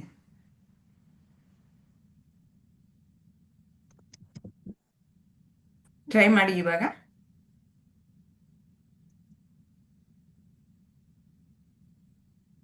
ಮ್ಯೂಟ್ ಆಗಿದೆ. ಈಗ ಇವಾಗ ಈಗ ಯಾವುದೇ ಒಂದು ಅಂದ್ರೆ ಯಾವುದೋ ಒಂದು ಪ್ರಲೋಭನೆಗೆ ಒಳಗಾಗಿ ನಾವು ಆ ಕೆಲಸ ಮಾಡ್ಬೇಕಂದ್ರೆ ಅದು ನಮ್ಮಲ್ಲಿ ಅಡಗಿರ್ತಕ್ಕಂತಹ ಒಂದು ಸಂಸ್ಕಾರ ಏನಿರ್ತದೆ ಅದು ಬಿಡುವುದಿಲ್ಲ. ಮನಸ್ಸು ಬಿಡಲ್ಲ. ಮಾಡಬೇಡ, ಹೋಗ್ಬೇಡ, ಅಲ್ಲಿ ಇದಿದೆ ಅಂತ ಹೇಳಿ ನಮ್ಮನ್ನ ಕಾಪಾಡ್ತಕ್ಕಂತಹ ಒಂದು ಬಂಧು ಇದಾಗ್ತದೆ. ಇದು ಮತ್ತೆ ಇದು ಬದ್ಧ ವೈರಿನೂ ಅಲ್ಲ ನಮ್ಗೆ. ಯಾವಾಗಾದ್ರೂ ಇದು ಪಾರಾಗಬಹುದು, ಒಂದು ಇದನ್ನು ವೈರಿನೂ ಆಗ್ಬೋದು ಅಂತ ಅನ್ಸುತ್ತೆ ನನಗೆ. ಮನಸ್ಸಿನಲ್ಲಿ ಆಸೆ ಆಕಾಂಕ್ಷೆಗಳು ಚೆನ್ನಾಗ್ ಬಂದಾಗ ನಮ್ಮ ಮನಸ್ಸನ್ನ ನಾವು ಕೆಳಮಟ್ಟಕ್ಕೆ ಒಂದು ಹೀನ ಸಂಸ್ಕಾರಕ್ಕೆ ನಮ್ಮ ಕೈಲಿ ಮಾಡಬಾರ್ದಿದ್ದನ್ನ ಮಾಡಿಸಬಹುದೇನೋ ಅಂತ ಅನ್ಸುತ್ತೆ. ಆದ್ರೆ ಅಲ್ಲಿರ್ತಕ್ಕಂತಹ ಒಂದು ಅಡಗಿರ್ತಕ್ಕಂಥ ಈ ಒಳ್ಳೆಯ ಸಂಸ್ಕಾರ ನಮ್ಮನ್ನ ಏನ್ ಮಾಡುತ್ತೆ, ಇದು ಕಾಪಾಡುತ್ತಾ ಬರ್ತದೆ ಅನ್ಸುತ್ತೆ ಮೇಡಮ್. ಹಾಗಾಗಿ ಮನಸ್ಸು ಒಳ್ಳೇದಕ್ಕೂ ಕಾರಣ. ಮತ್ತೆ ನಾವಿಲ್ಲ ಈ ಒಂದು ಇದಕ್ಕೆ ಯಾವಾಗ ಬಂಧನಾಗಿರ್ತೀವಿ, ಎಲ್ಲಾ ಒಂದು ಪಂಚೇಂದ್ರಿಯಗಳಿಗೆ ಅಥವಾ ಆಸೆ ಇದಕ್ಕೆಲ್ಲ ಒಳಗಾಗ್ತೇವೆ. ಆದಾಗ ಅದನ್ನ ನಾವೇ ಹಿಡ್ಕೊಂಡ್ಬಿಟ್ಟಿರ್ತೀವಿ. ಅದನ್ನ ಬಿಡ್ಲಿಕ್ಕೆ ಕೂಡ ಮನಸ್ಸೇ ಕಾರಣ.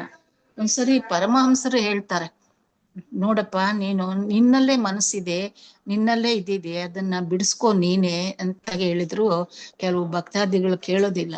ಇಲ್ಲ, ನೀವೇ ಬಿಡಿಸ್ಬೇಕು, ನೀವೇ ಮುಕ್ತಿ ಮಾಡ್ಬೇಕು, ನನ್ ಮನಸ್ಸು ಕೇಳಲ್ಲ ಅಂದಾಗ ಹಾಗಾದ್ರೆ ಸರಿ ಅಂತೇಳಿ ಅಲ್ಲಿರ್ತಕ್ಕಂಥ ಒಂದು ಕಂಬವನ್ನ ಅಪ್ಕೊಂಡು ಹಿಡ್ಕೊಂಡ್ಬಿಡ್ತಾರಂತೆ ಪರಮಹಂಸರು. ಹಿಡ್ಕೊಂಡಾಗ ಆ ಭಕ್ತಾದಿಗಳಿಗೆ ಬಿಡಿಸ್ರಿ ಬಿಡಿಸ್ರಿ ಅಂತಾರೆ. ಅಯ್ಯೋ, ನೀವ್ ಹಿಡ್ಕೊಂಡಿದ್ದೀರಾ ಸ್ವಾಮಿ, ನೀವು ಬಿಡಿ ಕೈನ. ಹಾಗೆ ನೀವು ನಿಮ್ಮ ಇದನ್ನ ಏನು ಹೀನ ಸಂಸ್ಕಾರಕ್ಕೆ ಒಳಗಾಗಿ ಹಿಡ್ಕೊಂಡ್ಬಿಟ್ಟಿದ್ದೀರಾ, ಆ ಪಂಚೇಂದ್ರಿಯಗಳಿಗೆ ಆಸೆ ಮಾಡ್ಕೊಂಡು ಅದ್ರೊಳಗೆ ಹೋಗಿದ್ದೀರಾ, ಅದು ನಿಮ್ಮಲ್ಲೇ ಇದೆ. ನೀವು ಮನಸ್ಸು ಮಾಡಿ ಅದನ್ನ ತೆಗೀರಿ, ಬಿಡ್ರಿ, ಆಗ ತನ್ನಷ್ಟಕ್ಕೆ ತಾನೇ ಬಿಡುತ್ತೆ ಅಂತ ಹೇಳ್ತಾರಂತೆ. ಹಿಂಗಾಗಿ ಈ ಮನಸ್ಸೇ ಎಲ್ಲದಕ್ಕೂ ಕಾರಣ. ಒಂದು ಮನಸ್ಸು ಚೆನ್ನಾಗಿದ್ರೆ ಅದು ಚಿತ್ತದಿಂದ ಬರಬಹುದು, ಸತ್ಕರ್ಮಗಳಿಂದ ಬರಬಹುದು, ಸತ್ಕಾರ್ಯಗಳಿಂದ ಬರಬಹುದು, ಅಥವಾ ಸಂಘದಿಂದ ಬರಬಹುದು. ಇದು ಏನೇ ಕಾರಣ ಆಗಿದ್ರು ಮನಸ್ಸೊಂದು ಪ್ರಫುಲ್ಲವಾಗಿದ್ರೆ ನಾವು ಕೂಡ ಆನಂದವಾಗಿರ್ತೇವೆ. ಮತ್ತೆ ಎಲ್ಲಾ ಕಷ್ಟವಾದಂತಹ ಕೆಲಸಗಳು ಕೂಡ ಹಗುರವಾಗಿ ಹೋಗ್ಬಿಡ್ತವೆ. ದೂರ ಅನ್ಸಿದಂತಹ ಒಂದು ರಸ್ತೆ ಮಾರ್ಗ ಅದು ಬಹಳ ಹತ್ತಿರವಾಗಿ ಹೋಗ್ಬಿಡ್ತದೆ. ಈ ತರಹದ ಮನಸ್ಸನ್ನ ನಾವು ಸರಿಯಾಗಿ ಶುದ್ಧವಾಗಿ ಚಿತ್ತದಿಂದ ಅದನ್ನ ಪರಿಪೂರ್ಣವಾಗಿ ಚೆನ್ನಾಗಿ ಮಾಡ್ಕೊಂಡ್ಬಿಟ್ರೆ ಅದರಷ್ಟು ಬಂಧು, ಅದರಷ್ಟು ಒಂದು ಸ್ನೇಹಿತರು ಯಾರೂ ಇಲ್ಲ. ಕೆಟ್ಟ ವಾಸನೆ ಅನ್ನೋದು ತೆಗೆದುಕೋಬಹುದು ಇಂದ್ರಿಯ, ಅಥವಾ ಒಂದು ಪರಿಮಳವಾದಂತ ವಾಸನೆಯನ್ನ ನೋಡ್ಬೋದು. ಅಂದ್ರೆ ಹಿಂದೆ ಇರ್ತಕ್ಕಂತಹ ಒಂದು ಕಸವನ್ನ, ಮುಂದೆ ಇರ್ತಕ್ಕಂತಹ ಸಣ್ಣ ಸಣ್ಣ ಗಿಡಗಳಿಂದ ಬೀರ್ತಕ್ಕಂತಹ ಪರಿಮಳಗಳನ್ನ ಯಾವ್ದು ಬೇಕಿದ್ರು ಆ ಮನಸ್ಸು ಮಾಡ್ಬೋದು. ಇದಕ್ಕನ್ನ ಹೋಗು, ಮುಂದಕ್ಕನ್ನ ಹೋಗು ಅಂತೇಳಿ ನಾವು ಮುಂದಕ್ಕೆ ಬಂದು ಆ ಪರಿಮಳದ ಒಂದು ಸ್ವಾದವನ್ನ ತೆಗೆದುಕೋಬಹುದು.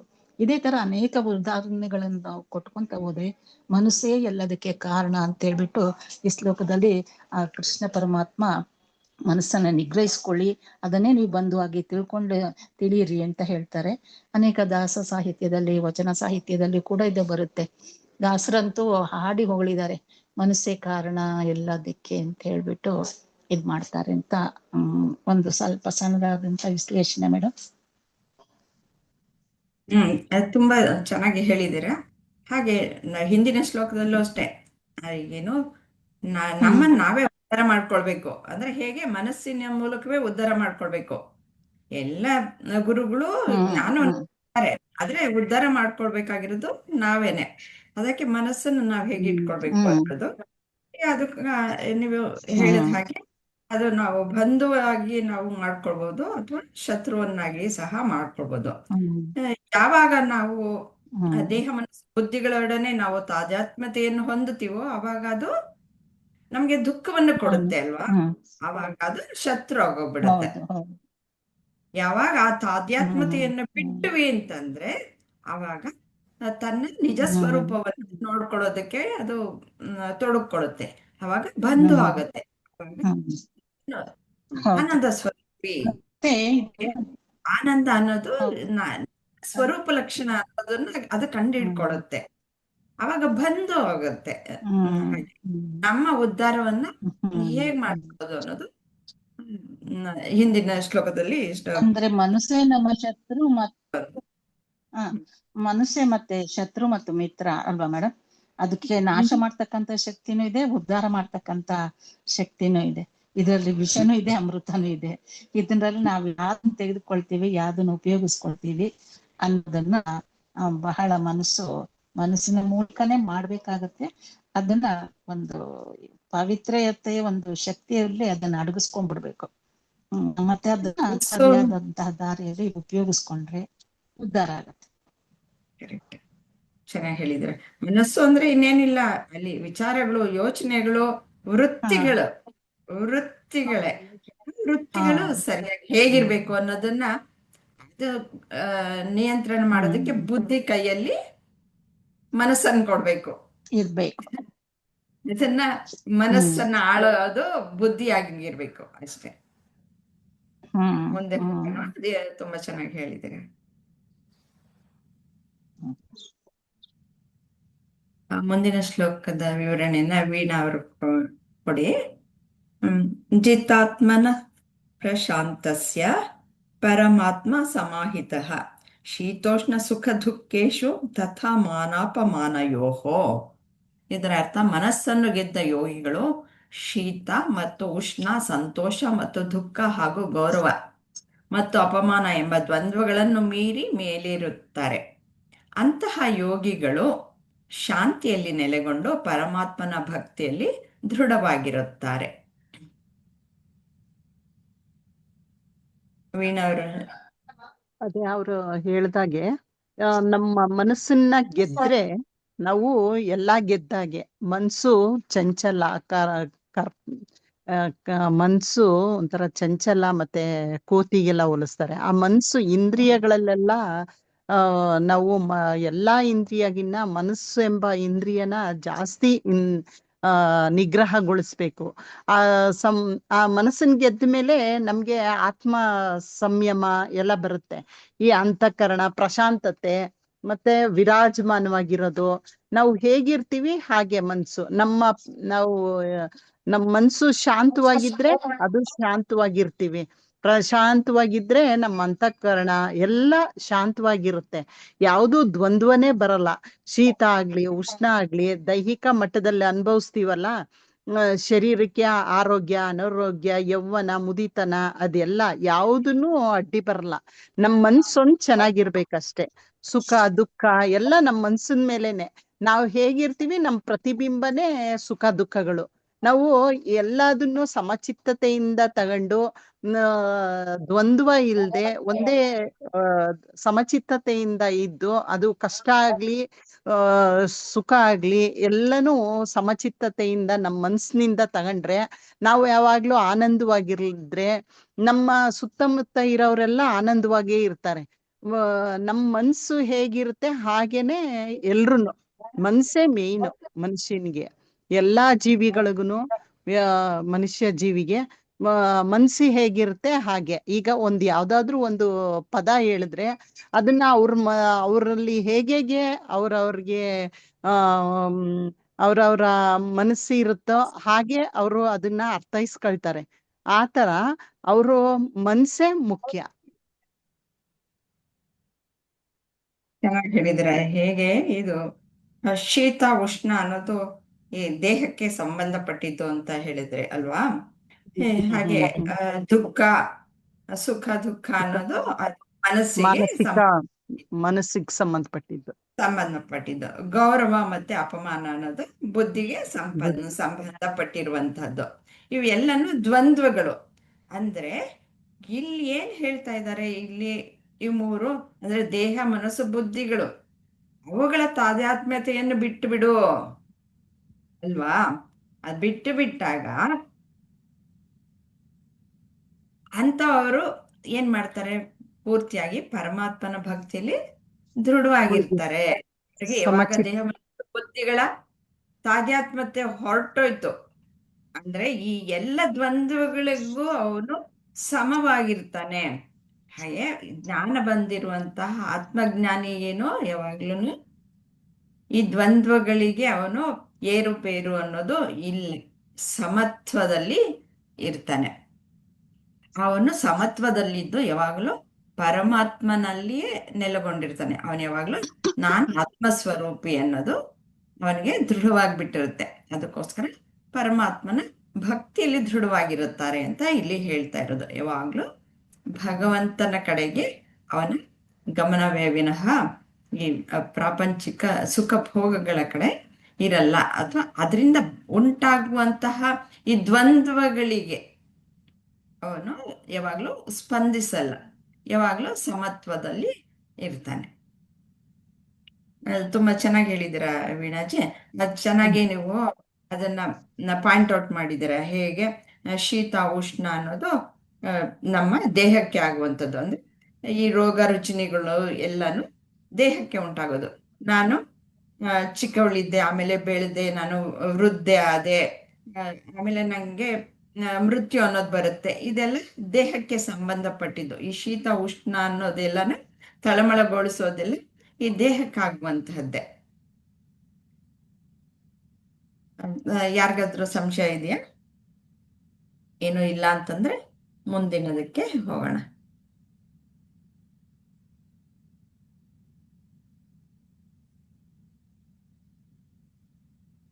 ಜ್ಞಾನ ವಿಜ್ಞಾನ ತೃಪ್ತಾತ್ಮ ಕೂಟಸ್ಥೋ ವಿಜಿತೇಂದ್ರಿಯ ಯುಕ್ತ ಇತ್ಯುಚ್ಯತೆ ಯೋಗಿ ಸಮಲೋಷ್ಟಾಶ್ಮ ಕಾಂಚನಃ. ಇದು ಬಹಳ ಚೆನ್ನಾಗಿದೆ. ಮುಂದಿನ ಎಲ್ಲಾನು ಪ್ರತಿಯೊಂದು ಶ್ಲೋಕನೂ ಚೆನ್ನಾಗೇ ಇರುತ್ತೆ ಅಂತ ಇಟ್ಕೊಳ್ಳಿ. ಜ್ಞಾನ ಮತ್ತು ವಿವೇಚನೆಯಿಂದ ಇವಾಗ ನೆಕ್ಸ್ಟ್ ಯಾರು ಹೇಳ್ಬೇಕಾದ್ರು ವಿಜಯಲಕ್ಷ್ಮಿ ಅವರು. ಜ್ಞಾನ ಮತ್ತು ವಿವೇಚನೆಯಿಂದ ತೃಪ್ತನಾಗಿ ತನ್ನ ಇಂದ್ರಿಯಗಳನ್ನು ಜಯಿಸಿದ ಯೋಗಿಯು ಎಲ್ಲ ಸಂದರ್ಭಗಳಲ್ಲಿಯೂ ವಿಚಲಿತನಾಗದೇ ಇರುತ್ತಾನೆ. ಅವನು ಮಣ್ಣು, ಕಲ್ಲು ಮತ್ತು ಚಿನ್ನವನ್ನು ಒಂದೇ ರೀತಿ ನೋಡುತ್ತಾನೆ. ವಿವರಿಸ್ತೀರಾ? ಜ್ಞಾನ ಮತ್ತು ವಿವೇಚನೆಗಳಿಂದ. ಈಗ ವಿವೇಕ ಅದನ್ನ ಹೇಗೆ ತತ್ವ ವಿವೇಕ ವೈರಾಗ್ಯ ಈ ರೀತಿ ಒಂದು ವಿವೇಚನೆ ಮಾಡ್ತಾ ಅದನ್ನ ನಾವು ಪೂರ್ತಿ ಪರಿಶೀಲನೆ ಮಾಡ್ತಿದ್ದಾಗ ಅದು ಜ್ಞಾನ ಮತ್ತು ಅಲ್ಲಿ ಆ ಜ್ಞಾನದಲ್ಲಿ ಆಯಿತು, ಮತ್ತೆ ಬೇರೆ ವಸ್ತುವಿನಲ್ಲಿ ಸಹಿತ ವಿವೇಚನೆಯಿಂದ ನಾನು ಅದನ್ನ ಯಾವ್ದು ಸರಿ ಯಾವ್ದು ತಪ್ಪು ಅಂತ ನಾನು ವಿಚಾರ ಮಾಡ್ಬೇಕು. ಆ ಒಂದು ವಿಚಾರದಲ್ಲಿ ಅದನ್ನ ನನ್ಗೆ ಸರಿ ಅನ್ಸಿದ್ರೆ ಅಂದ್ರೆ ನನ್ನಲ್ಲಿರ್ತಕ್ಕಂಥ ಇಂದ್ರಿಯಗಳು ವಾಸನೆಗಳು ಇಲ್ಲದೆ ಇದ್ದಾಗ ಆ ಯೋಗಿ ಆಗ್ಲಿ ತೃಪ್ತನಾಗಬಹುದು ಅಂತ ಹೇಳ್ಬೋದಮ್ಮ. ಅದೇ ರೀತಿ ಈ ಯೋಗಿ ಎಲ್ಲಾ ಸಂದರ್ಭಗಳಲ್ಲಿ ವಿಚಲಿತನಾಗದೇ ಇರುತ್ತಾನೆ. ಅಂದ್ರೆ ಅವನು ಎಲ್ಲಾ ಆರೂಢನಾಗ್ಬಿಟ್ಟಿರ್ತಾನೆ. ಎಲ್ಲಾ ಸ್ಥಿತಿಯಿಂದನೂ ಮೇಲ್ಪಂಕ್ತಿಯಲ್ಲಿ ಇದ್ದಾಗ ಅವನ ಒಂದು ಸಹಜ ಸ್ಥಿತಿಯಲ್ಲಿ ಇದ್ದು ಎಲ್ಲಾ ಒಂದು ತನ್ನ ಶುದ್ಧವಾದ ಪ್ರಜ್ಞೆಯಲ್ಲಿದ್ದಾಗ, ಆಮೇಲೆ ಶುದ್ಧವಾದ ಮನಸ್ಸಿದ್ದಾಗ, ಮತ್ತು ಭಗವಂತನ ಹತ್ತಿರ ಹೋದಾಗ ಅವನು ಒಂದು ಮೇಲ್ಪಟ್ಟ ಒಂದು ಇದರಲ್ಲಿ ಉಳಿದಾಗ, ಯೋಗಿಯಾಗಿ ಉಳಿದಾಗ ಅವನಿಗೆ ಅಲ್ಲಿ ಏನಿರ್ತೈತೆ ಅಮ್ಮ, ಅವನು ಯಾವ ಸಂದರ್ಭ ಅವನು ಬುದ್ಧಿಯಲ್ಲಿ ಈ ಕಷ್ಟ ಸುಖ ಆಗ್ಲಿ, ಆಮೇಲೆ ಜಯ ಅಪಜಯ ಆಗ್ಲಿ, ಇವು ಯಾವುದು ದ್ವಂದ್ವಕ್ಕೆ ಸಿಲುಕೋದಿಲ್ಲ. ಅವನು ದ್ವಂದ್ವಕ್ಕೆ ಸಿಲುಕದೇ ಇದ್ದಾಗ ಅವನಲ್ಲಿ ಒಂದು ತೃಪ್ತಿಯಾದಂತ ಮನಸ್ಸಿರ್ತೈತಿ. ಆ ತೃಪ್ತಿ ಆದಾಗ ಏನಾಗ್ತೈತೆ ಅವನಿಗೆ ಈ ಮಣ್ಣಾಗ್ಲಿ ಕಲ್ಲಾಗ್ಲಿ ಚಿನ್ನ ಆಗ್ಲಿ ಎಲ್ಲದೂ ಒಂದೇ ರೀತಿಯಲ್ಲಿ ಅವನು ಸಮಭಾವದಲ್ಲಿ ನೋಡಕ್ ಶುರು ಮಾಡ್ತಾನ.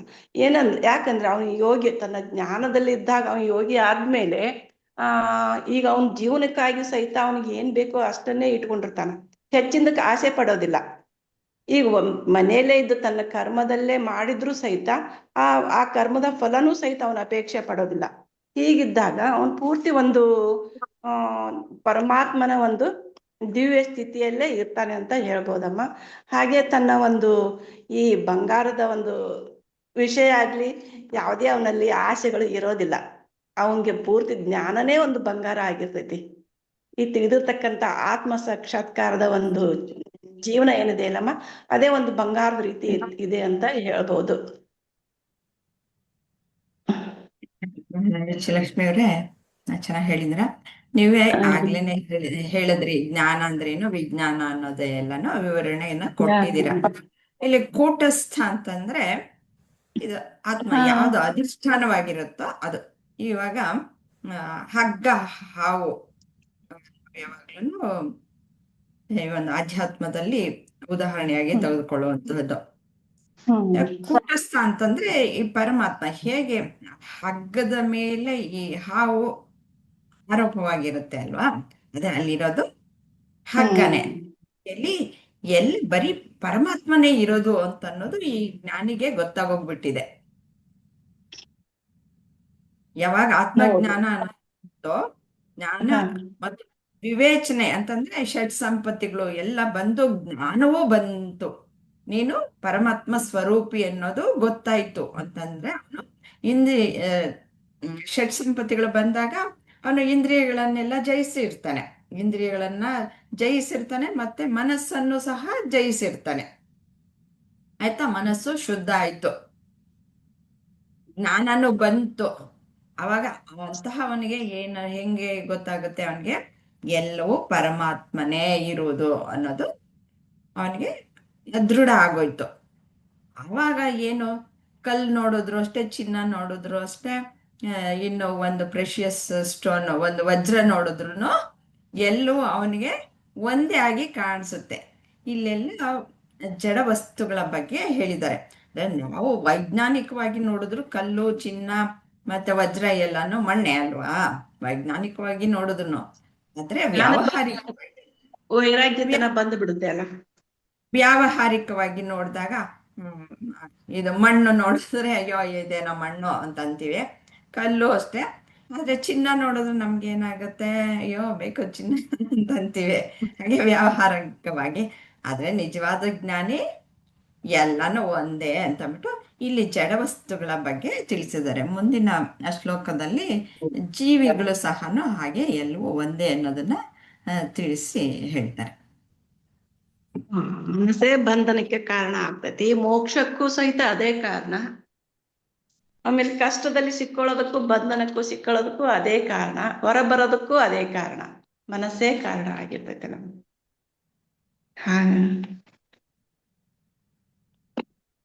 ಬೇರೆ ಯಾರಿಗೂ ಏನು ಸಂಶಯ ಇಲ್ಲ ಅಂತಂದ್ರೆ ಮುಂದಕ್ಕೆ ಹೋಗೋಣ.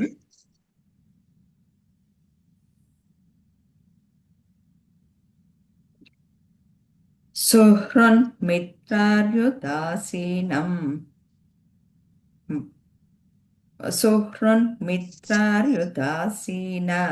ಮಧ್ಯಸ್ಥದ್ವೇಷ ಬಂಧುಷು ಸಾಧುಷ್ವಪಿ ಚ ಪಾಪೇಶು ಸಮಬುದ್ಧಿರ್ವಿಶಿಷ್ಯತೆ. ಯೋಗಿಗಳು ಎಲ್ಲರನ್ನೂ ಹಿತೈಷಿಗಳು, ಸ್ನೇಹಿತರು, ಶತ್ರುಗಳು, ಧರ್ಮನಿಷ್ಠರು ಮತ್ತು ಪಾಪಿಗಳು ನಿಷ್ಪಕ್ಷಪಾತ ಬುದ್ಧಿಯಿಂದ ನೋಡುತ್ತಾರೆ. ಮಿತ್ರ, ಸಂಗಾತಿ ಮತ್ತು ಶತ್ರುಗಳ ಬಗ್ಗೆ ಸಮಾನ ಭಾವ ಹೊಂದಿರುವ ಶತ್ರುಗಳು ಮತ್ತು ಸಂಬಂಧಿಕರಲ್ಲಿ ತಟಸ್ಥವಾಗಿರುವ ಮತ್ತು ನೀತಿವಂತರು ಮತ್ತು ಪಾಪಿಗಳ ನಡುವೆ ಪಕ್ಷಪಾತವಿಲ್ಲದ ಯೋಗಿಯನ್ನು ಮಾನವರಲ್ಲಿ ಶ್ರೇಷ್ಠನೆಂದು ಪರಿಗಣಿಸಲಾಗುತ್ತದೆ.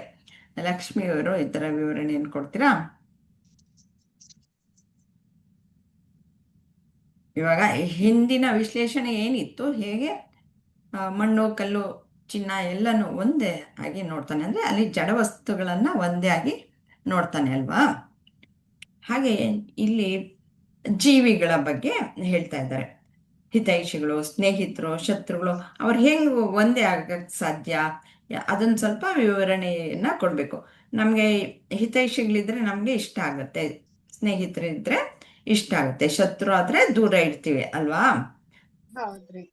ಆದ್ರೆ ಈ ಒಬ್ಬ ಜ್ಞಾನಿ ಹಂಗ್ ಮಾಡಲ್ಲ, ಎಲ್ರನ್ನು ನಿಷ್ಪಕ್ಷಪಾತದಿಂದ ನೋಡ್ತಾನೆ ಅಂತ. ಅದು ಅವನ ದೃಷ್ಟಿ ಹೆಂಗಿದೆ ಅನ್ನೋದನ್ನ ನೀವು ಜ್ಞಾನ ಇವಾಗ ಪಡ್ಕೊಂಡಿದ್ದೀರಲ್ಲ, ವಿವರಣೆ ಕೊಡಿ. ಅದನ್ನ ದೇಹ ಮನಸ್ಸು ಬುದ್ಧಿ ನಾನ್ ಆಗಿರಂಗೆ ಇಲ್ಲ ಅಲ್ಲಮ್ಮ. ಯೋಗಿ ಯಾವಾಗ್ಲೂನು ಹಂಗ ಇರ್ತಾರ್ರಿ, ಅಹಂಕಾರ ಅನ್ನೋದ್ ಇರಂಗೆ ಇಲ್ರಿ ಅವ್ರ ಹತ್ರ. ಅದಕ್ ಎಂತ ಶತ್ರುಗಳು ಇದ್ರುನು ಅವ್ರ ಶತ್ರುಗಳು ಅನ್ನಂಗ್ ಇರಂಗೆ ಇಲ್ಲ ಅಮ್ಮ. ಇರ್ಲಿ ಬಿಡು, ಅವ್ರ ರೀತಿ ನೋಡೋ ರೀತಿ ಹಾಗಿರ್ಬೋದು. ಈಗ ನನಗಾಗ್ಲಿ, ನೀನ್ ಕರ್ರಗದಿ, ಬೆಳ್ಳಗದಿ, ನಿನ್ ಹೈಟ್ ಸರಿ ಇಲ್ಲ, ನೀ ಮಾಡ್ತಿರೋ ಕೆಲ್ಸ ಸರಿ ಇಲ್ಲ ಅಂತಂದ್ ಹೇಳಿ ಯಾರು ಏನೋ ಅಂತಂದ್ ಹೇಳ್ದಾಗ ಈ ಇತ್ತಿತ್ಲಾಗ್ ನನ್ ಮನಸ್ಸಿಗೆ ನಾನ್ ಹೇಳ್ಕೊಂತೇನೆ, ಇರ್ಲಿ ಬಿಡು, ಅವ್ರ ಕಣ್ಣಿಗ್ ನಾ ಸರಿ ಕಂಡಿರ್ಲಿಕ್ಕಿಲ್ಲ, ನಾನ್ ಮಾಡ್ತಿರೋ ಕೆಲ್ಸ ಸರಿ ಐತಾ ಇಲ್ಲೋ.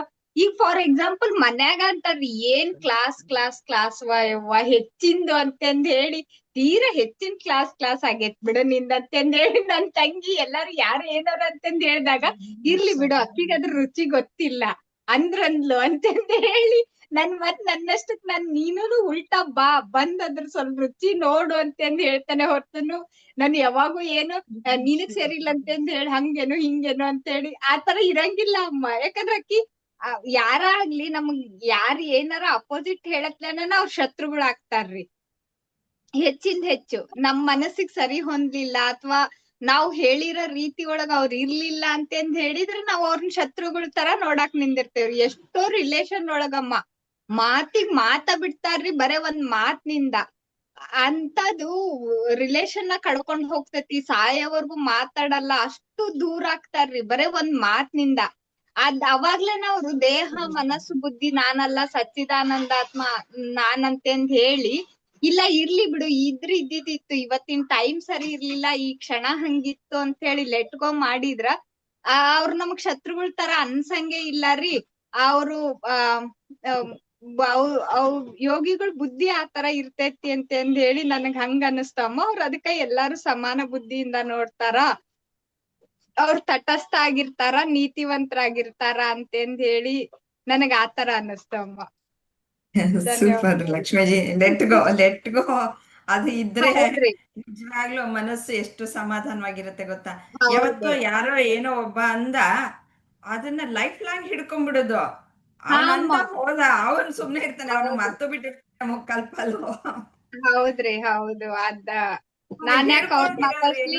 ಸಾಯವರ್ಗು ಅವನ್ ಅನ್ನಲ್ಲ ಅಂತ ಹಿಡ್ಕೊಂಡಿರ್ತಾರೆ. ಹೌದು, ಲೆಟ್ ಗೋ ಹೌದು. ಮಾಡಿದ್ರೆ ಅವನ್ ಅನ್ಕೊಂಡು ಅವನೇ ಹೋಗ್ಬೇಕಷ್ಟೇ ಅಲ್ವಾ. ಅದರಿ, ಹೌದ್ರಿ. ನಾನ್ ಯಾವ್ದು ಹೇಗಿರ್ಬೇಕು ಅನ್ನೋದು ನನಗ್ ಗೊತ್ತಿರ್ಬೇಕು. ಅಂದ್ರೆ ನನ್ಗೆ ವಿವೇಚನೆ ಅನ್ನೋದು ಚೆನ್ನಾಗಿ ಇರ್ಬೇಕು. ಮತ್ತೆ ಈ ಜ್ಞಾನ ಯಾವಾಗ ಪಡ್ಕೊಂಡಿರ್ತಾನೋ ಅಂತ ಯೋಗಿಗೆ ಏನಾಗುತ್ತೆ, ನಾನಾ ಜನ ಕೊಲೆಗಡಗರು ಇರ್ತಾರೆ, ಆಮೇಲೆ ಇನ್ನು ಕೆಟ್ಟ ಕೆಲಸಗಳನ್ನ ಮಾಡೋರು ಇರ್ತಾರೆ, ಈ ಚಾಡಿ ಹೇಳೋರು, ಇದು ಕಳ್ತನ ಮಾಡೋರು, ಇಂಥವ್ರೆಲ್ಲ ಇರ್ತಾರೆ ಅಲ್ವಾ. ಮತ್ತೆ ಧರ್ಮನಿಷ್ಠರು ಇರ್ತಾರೆ, ಎಷ್ಟೊಂದು ಡೊನೇಷನ್ಸ್ ಕೊಡೋರು ಇರ್ತಾರೆ, ಮತ್ತೆ ಸಹಾಯ ಮಾಡೋರು, ಸೇವೆ ಮಾಡೋರು, ಹೀಗೆ ಸಮಾಜದಲ್ಲಿ ವಿವಿಧ ರೀತಿಯಲ್ಲಿ ಜನಗಳು ಎಲ್ಲರೂ ಇರ್ತಾರೆ. ಆದರೆ ಅವ್ರನ್ನೆಲ್ಲ ನಾವು ವಿವಿಧ ರೀತಿಯಲ್ಲಿ ವ್ಯಾವಹಾರಿಕವಾಗಿ ನೋಡ್ತೀವಿ. ಈ ಕಳ್ಳ ಬಂದ್ರೆ ಅಯ್ಯೋ ಸದ್ಯ ನಮ್ದೆಲ್ಲಿ ಹೋಗುತ್ತಾ, ಅವ್ನ್ ಗೊತ್ತಿದ್ರೆ, ಇಲ್ಲ ಅಂತಂದ್ರು ಕಳ್ಳ ಬರ್ತಾನೆ ಅಂತ ನಮ್ಮ ಪ್ರೆಷಿಯಸ್ ಇವೆಲ್ಲನೂ ನಾವು ಜೋಪಾನವಾಗಿ ಇಟ್ಕೊಳ್ತೀವಿ ಅಲ್ವಾ. ಏನು ಇವಾಗ ಅದಕ್ಕೇನೆ ಬ್ಯಾಂಕ್ ಲಾಕರ್ಸ್ ಎಲ್ಲ ಸಿಗೋದೇ ಇಲ್ಲ, ಹಂಗಾಗೋಗಿದೆ. ಎಲ್ಲ ಹಾಗೆ ಜೋಪಾನ ಮಾಡಿ ಇಟ್ಕೊಳ್ತೀವಿ.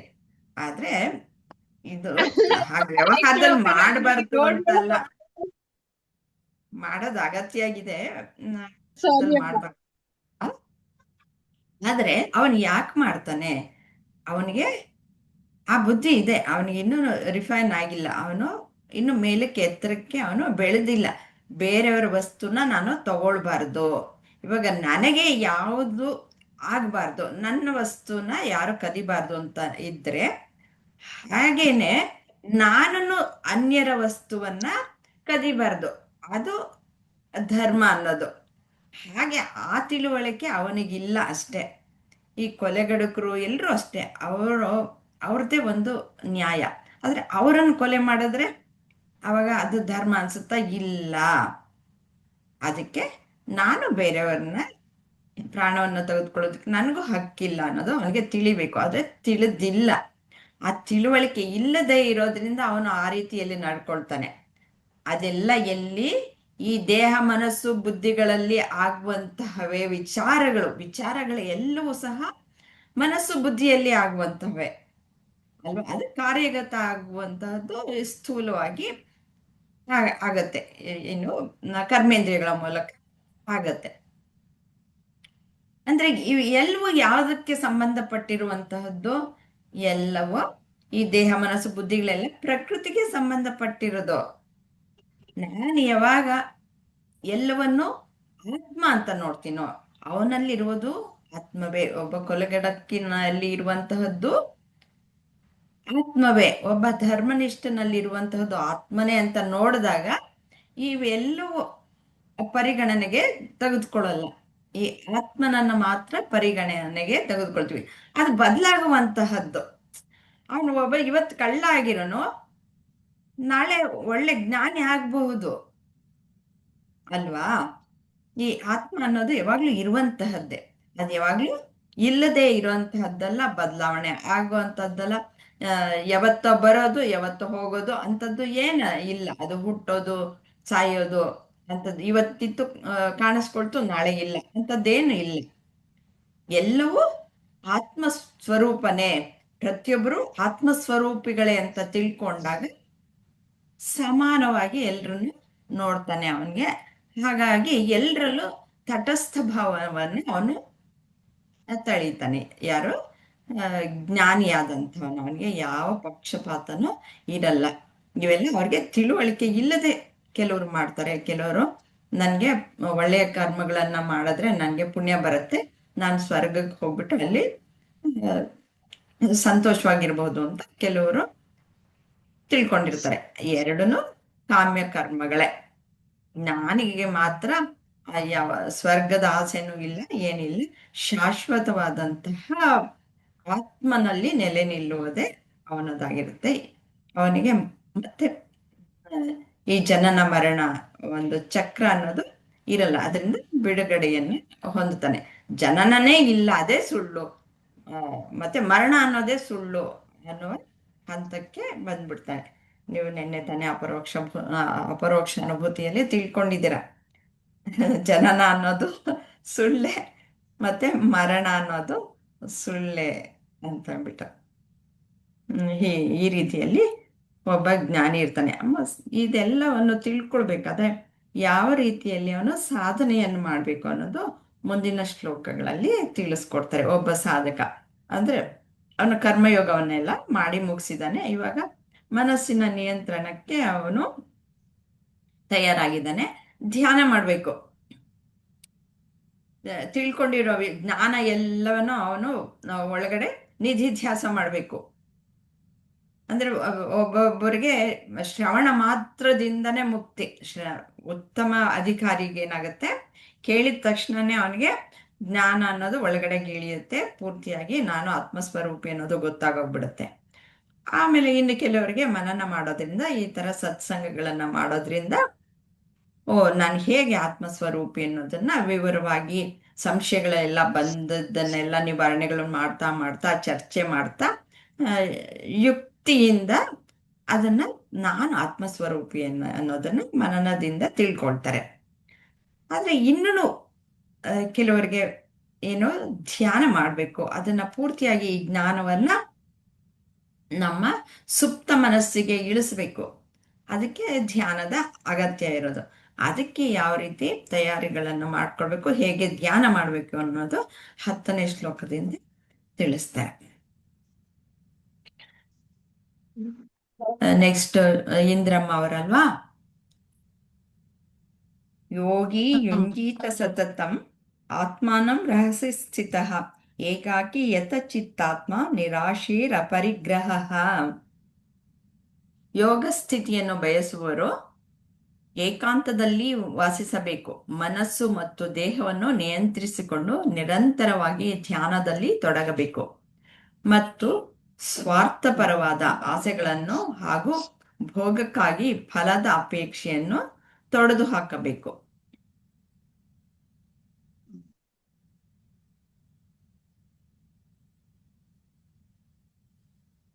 ಇಲ್ಲಿ ಮೇಡಮ್ ಹಾ, ಅಂದ್ರೆ ನಾವು ಧ್ಯಾನ ಮಾಡ್ಲಿಕ್ಕೆ ಹೇಗೆ ಮನಸ್ಸನ್ನ ಒಂದ್ ರೆಡಿ ಮಾಡ್ಕೋಬೇಕು ಅಂತಕ್ಕಂತ ಒಂದು ಪಾಯಿಂಟ್ ಇಲ್ಲಿ ಬರ್ತಾ ಇದೆ.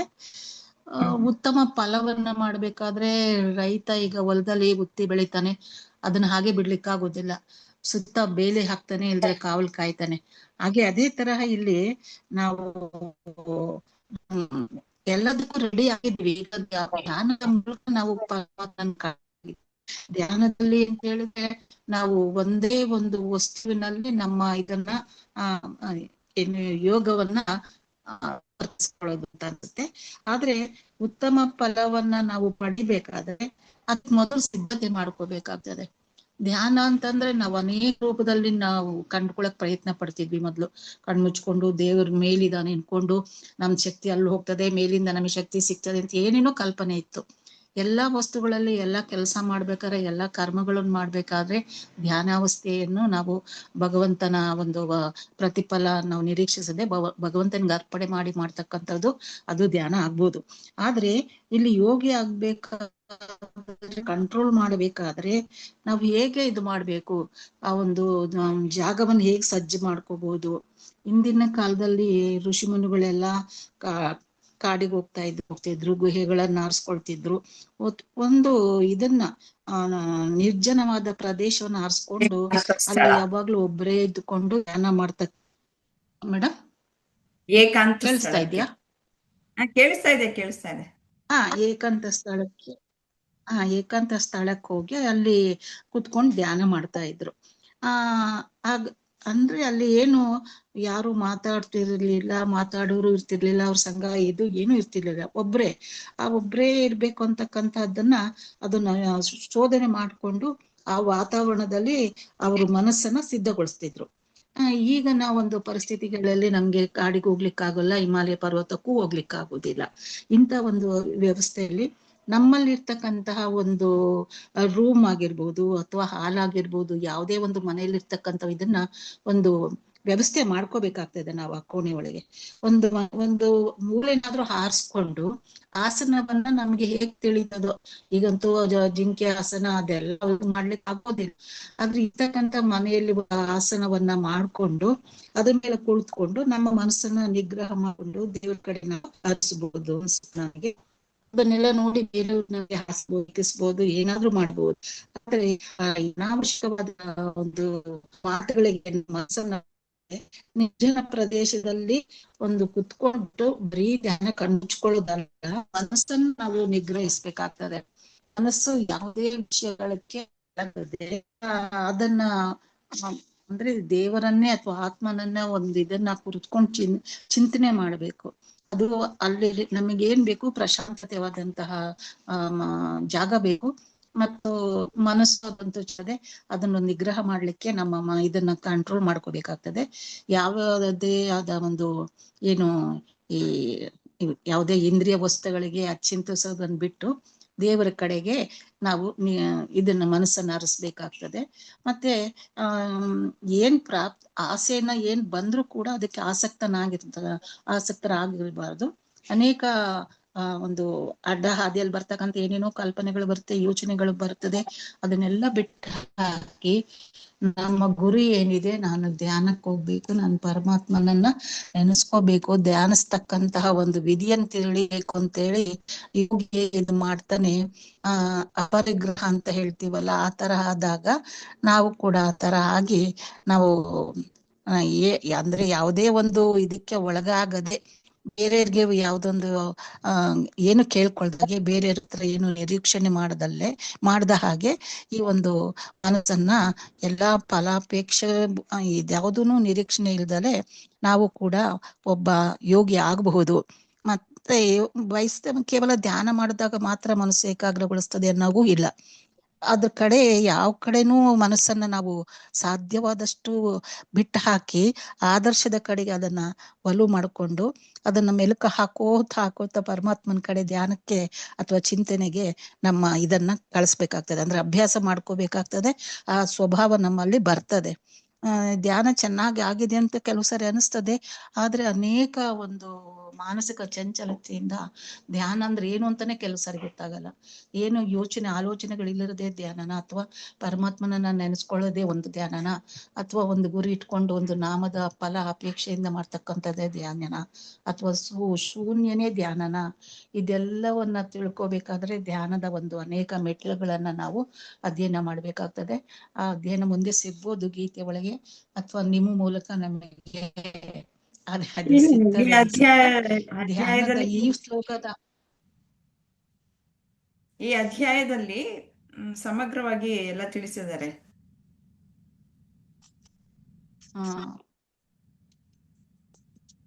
ಮುಂದುವರ್ಸಿ. ಅಷ್ಟೇ ಮೇಡಮ್. ಅಂದ್ರೆ ಅದು ಧ್ಯಾನ ಮಾಡ್ಬೇಕಾದ್ರೆ ಅದು ಅವಾಗಷ್ಟೇ ಮನಸ್ಸನ್ನ ಏಕಾಗ್ರಗೊಳಿಸೋದಲ್ಲ, ಎಲ್ಲಾ ಕಾಲದಲ್ಲೂ ಎಲ್ಲಾ ಒಂದು ಕರ್ಮವನ್ನ ಮಾಡ್ಬೇಕಾದ್ರೂ ಕೂಡ ಮನಸ್ಸನ್ನು ಸಾಧ್ಯವಾದಷ್ಟು ನಾವು ಒಂದು ಆದರ್ಶದ ಕಡೆಗೆ ಅದನ್ನ ಅರಿಯಲ್ ಬಿಟ್ಬಿಟ್ಟು ಅದನ್ನ ಮೆಲುಕು ಹಾಕ್ತಾ ಇರ್ಬೇಕು. ನಮಗೆ ಈಗಾಗ್ಲೇ ಗೊತ್ತಾಗಿದೆ, ನಾವು ಇದನ್ನ ಇದನ್ನ ನಾವು ಹೇಳ್ತೀವಲ್ಲ ಮೇಡಮ್, ನಾನಲ್ಲ, ನಾನೆಂಬುದು ನಾನಲ್ಲ, ಅದನ್ನ ನೆನಪು ಮಾಡ್ಕೊಂತ ಧ್ಯಾನಕ್ಕೆ ಕುಳಿತುಕೊಂಡಾಗ ಅದ್ ಏನು ಹೋರಾಟ ಬರ್ತದೆ, ಏನೇನು ಚಂಚಲತೆ ಬರ್ತದೆ, ಏನೇನು ಆಲೋಚನೆಗಳು ಬರುತ್ತೆ, ಅವನ್ನೆಲ್ಲ ಕಟ್ಟಾಕಿ ಓಡಿಸಿ ಒಂದು ಏಕಾಗ್ರತೆಯಿಂದ ನಾವು ಧ್ಯಾನ ಮಾಡಿದಾಗ ಮನಸ್ಸು ಇನ್ನೂ ಒಂದು ಪ್ರಫುಲ್ಲವಾಗ್ತದೆ. ನಮ್ಮ ದೇಹದಲ್ಲಿರ್ತಕ್ಕಂತಹ ಒಂದು ಕಣಗಳಲ್ಲೂ ಕೂಡ ಏನೋ ಒಂದು ಪ್ರಚೋದನೆ, ನಮ್ಮ ಓರ ಜಾಸ್ತಿ ಆಗ್ತದೆ ಅನ್ಸುತ್ತೆ. ಆ ಓರವನ್ನ ಜಾಸ್ತಿ ಮಾಡ್ಕೊಂಡಾಗ ನಮ್ಮಲ್ಲಿ ಮನೆಯಲ್ಲೇ ಇರಬಹುದು ಅಥವಾ ನಮ್ಮ ಅಕ್ಕಪಕ್ಕದಲ್ಲಿ ಇರ್ಬೋದು, ಅದರ ಒಂದು ಪ್ರಭಾವ ಸ್ವಲ್ಪ ಮಟ್ಟಿಗಾದ್ರೂ ಆಗುತ್ತೆ. ಅಥವಾ ಆ ಒಂದು ಧ್ಯಾನದ ಶಕ್ತಿ ಎಷ್ಟು ಇದಾಗ್ತದೆ ಅಂತ ಹೇಳಿದ್ರೆ, ಅದನ್ನ ನೀವೆಲ್ಲ ಧ್ಯಾನ ಹೆಂಗ್ ಮಾಡ್ತಿರೋ ಗೊತ್ತಿಲ್ಲ, ನಾನು ಕೆಲವು ಸಾರಿ ಏನು ಮನಸ್ಸಿಗೆ ಬಂದಾಗೆ ಕಣ್ಮುಚ್ಕೊಂಡು ನಮ್ಗೇನು ಅರಿವಿಲ್ದಾಗ ನಂದೇ ಒಂಥರ ಧ್ಯಾನ ನನಗೆ ತಿಳಿದ ಹಾಗೆ ಮಾಡ್ಕೊಂಡು ಹೋಗ್ತಾ ಇದ್ದೆ. ಈ ತರದ ಅನೇಕ ದಾರಿ ಒಳಗೆ ಅನೇಕ ತರದ ದಾರಿನೂ ಬರ್ತದೆ. ಅವೆಲ್ಲ ನಮಗೆ ಮನಸ್ಸಿಗೆ ಅಥವಾ ವಾತಾವರಣಕ್ಕೆ, ಸಂದರ್ಭಗಳಿಗೆ ತಕ್ಕ ಹಾಗೆ ಆ ಧ್ಯಾನದ ಅರ್ಥ ತಿಳ್ಕೊಂಡಿದ್ವಿ. ಈಗ ಗೀತೆಯ ಮೂಲಕ ಒಂದು ಸುಜ್ಞಾನವಾದಂತಹ ಧ್ಯಾನ, ಪರಿಪೂರ್ಣವಾದಂತಹ ಧ್ಯಾನ ಪಡೀಲಿಕ್ಕೆ ಅವಕಾಶ ಇದೆ ಅಂತ ಹೇಳಲಿಕ್ಕೆ ಇಷ್ಟಪಡ್ತೀನಿ. ಚೆನ್ನಾಗಿ ಹೇಳಿದಿರ. ಎಲ್ಲರೂ 4 ಜನನು ಎಕ್ಸ್ಪರ್ಟ್ಗಳಾಗೋಗಿದ್ದೀರಾ, ಯಾರಿಗೂ ಏನು ಹೇಳೋ ಹಾಗಿಲ್ಲ. ಯಾರು ನಿಮ್ ಗೈಡೆನ್ಸ್ ಅಲ್ಲ ಮೇಡಮ್. ಮೇಡಮ್, ಕೊನೆಯಲ್ಲಿ ಅದ್ರದ್ದು ಬರೋದು ಮನಸ್ಸನ್ನ ನಿಗ್ರಹ ಮಾಡ್ಬೇಕು, ಅದೇ ಇಂಪಾರ್ಟೆಂಟ್. ಧ್ಯಾನ ಅಂದ್ರೆ ಮನಸ್ಸನ್ನ ನಿಗ್ರಹ. ಆಮೇಲೆ ಯಾವುದೇ ಆಸೆ, ಆಕಾಂಕ್ಷೆ, ಏನೇ ಚಿಂತನೆಗಳು ಅದು ಇದು ಏನೂ ಬರ್ದೆ ಕಂಟ್ರೋಲ್ ಮಾಡಿ, ಒಂದು ಇದಕ್ಕೆ ಹಸುಗೆ ಇದಕ್ಕೆಲ್ಲ ಈ ಆದಿಲೆ ಹೋಗ್ಬೇಕು ಅಂತ ಕುದುರೆಗೆ ಕಟ್ತಾರಲ್ಲ, ಆತರ ನಾವು ಇದು ಗೌಸ ಹಾಕೊಂಡು ಲಗಾಮು ಇರ್ಬೇಕು. ಅದನ್ನ ಹಾಕೊಂಡು ಮನಸ್ಸನ್ನ ಹಿಡಿತದಲ್ಲಿ ಸಮಚಿತ್ತತೆ ಹೌದು, ಜೀನು ಸಮಚಿತ್ತತೆಯಿಂದ ಇದ್ದು ಧ್ಯಾನದಲ್ಲಿ ನಿರತರಾಗ್ಬೇಕು. ಮೇಯ್ನು ಮನಸ್ಸು. ಏಕಾಂತ ಅಂತ ಹೇಳಿದ್ದು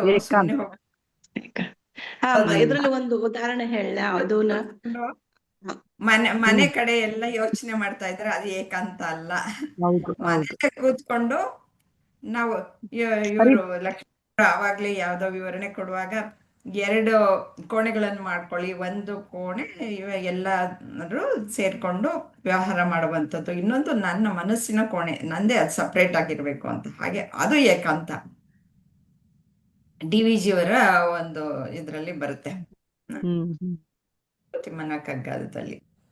ಒಂದು ಟೊರ್ಟೈಸ್ ಆಮೆ ಎಲ್ಲೋ ಎಗ್ಗಿಟ್ಟು ಬಂದಿರ್ತೈತಿ, ಇದು ಮನಸ್ಸನ್ನ ಅಲ್ಲಿಟ್ಟು ಅದನ್ನ ಮರಿಗಳನ್ನ ಮಾಡ್ತೈತಿ. ಅದು ಒಂದು ಧ್ಯಾನನ ಒಂದು ಉದಾಹರಣೆ ಅಲ್ಲಮ್ಮ.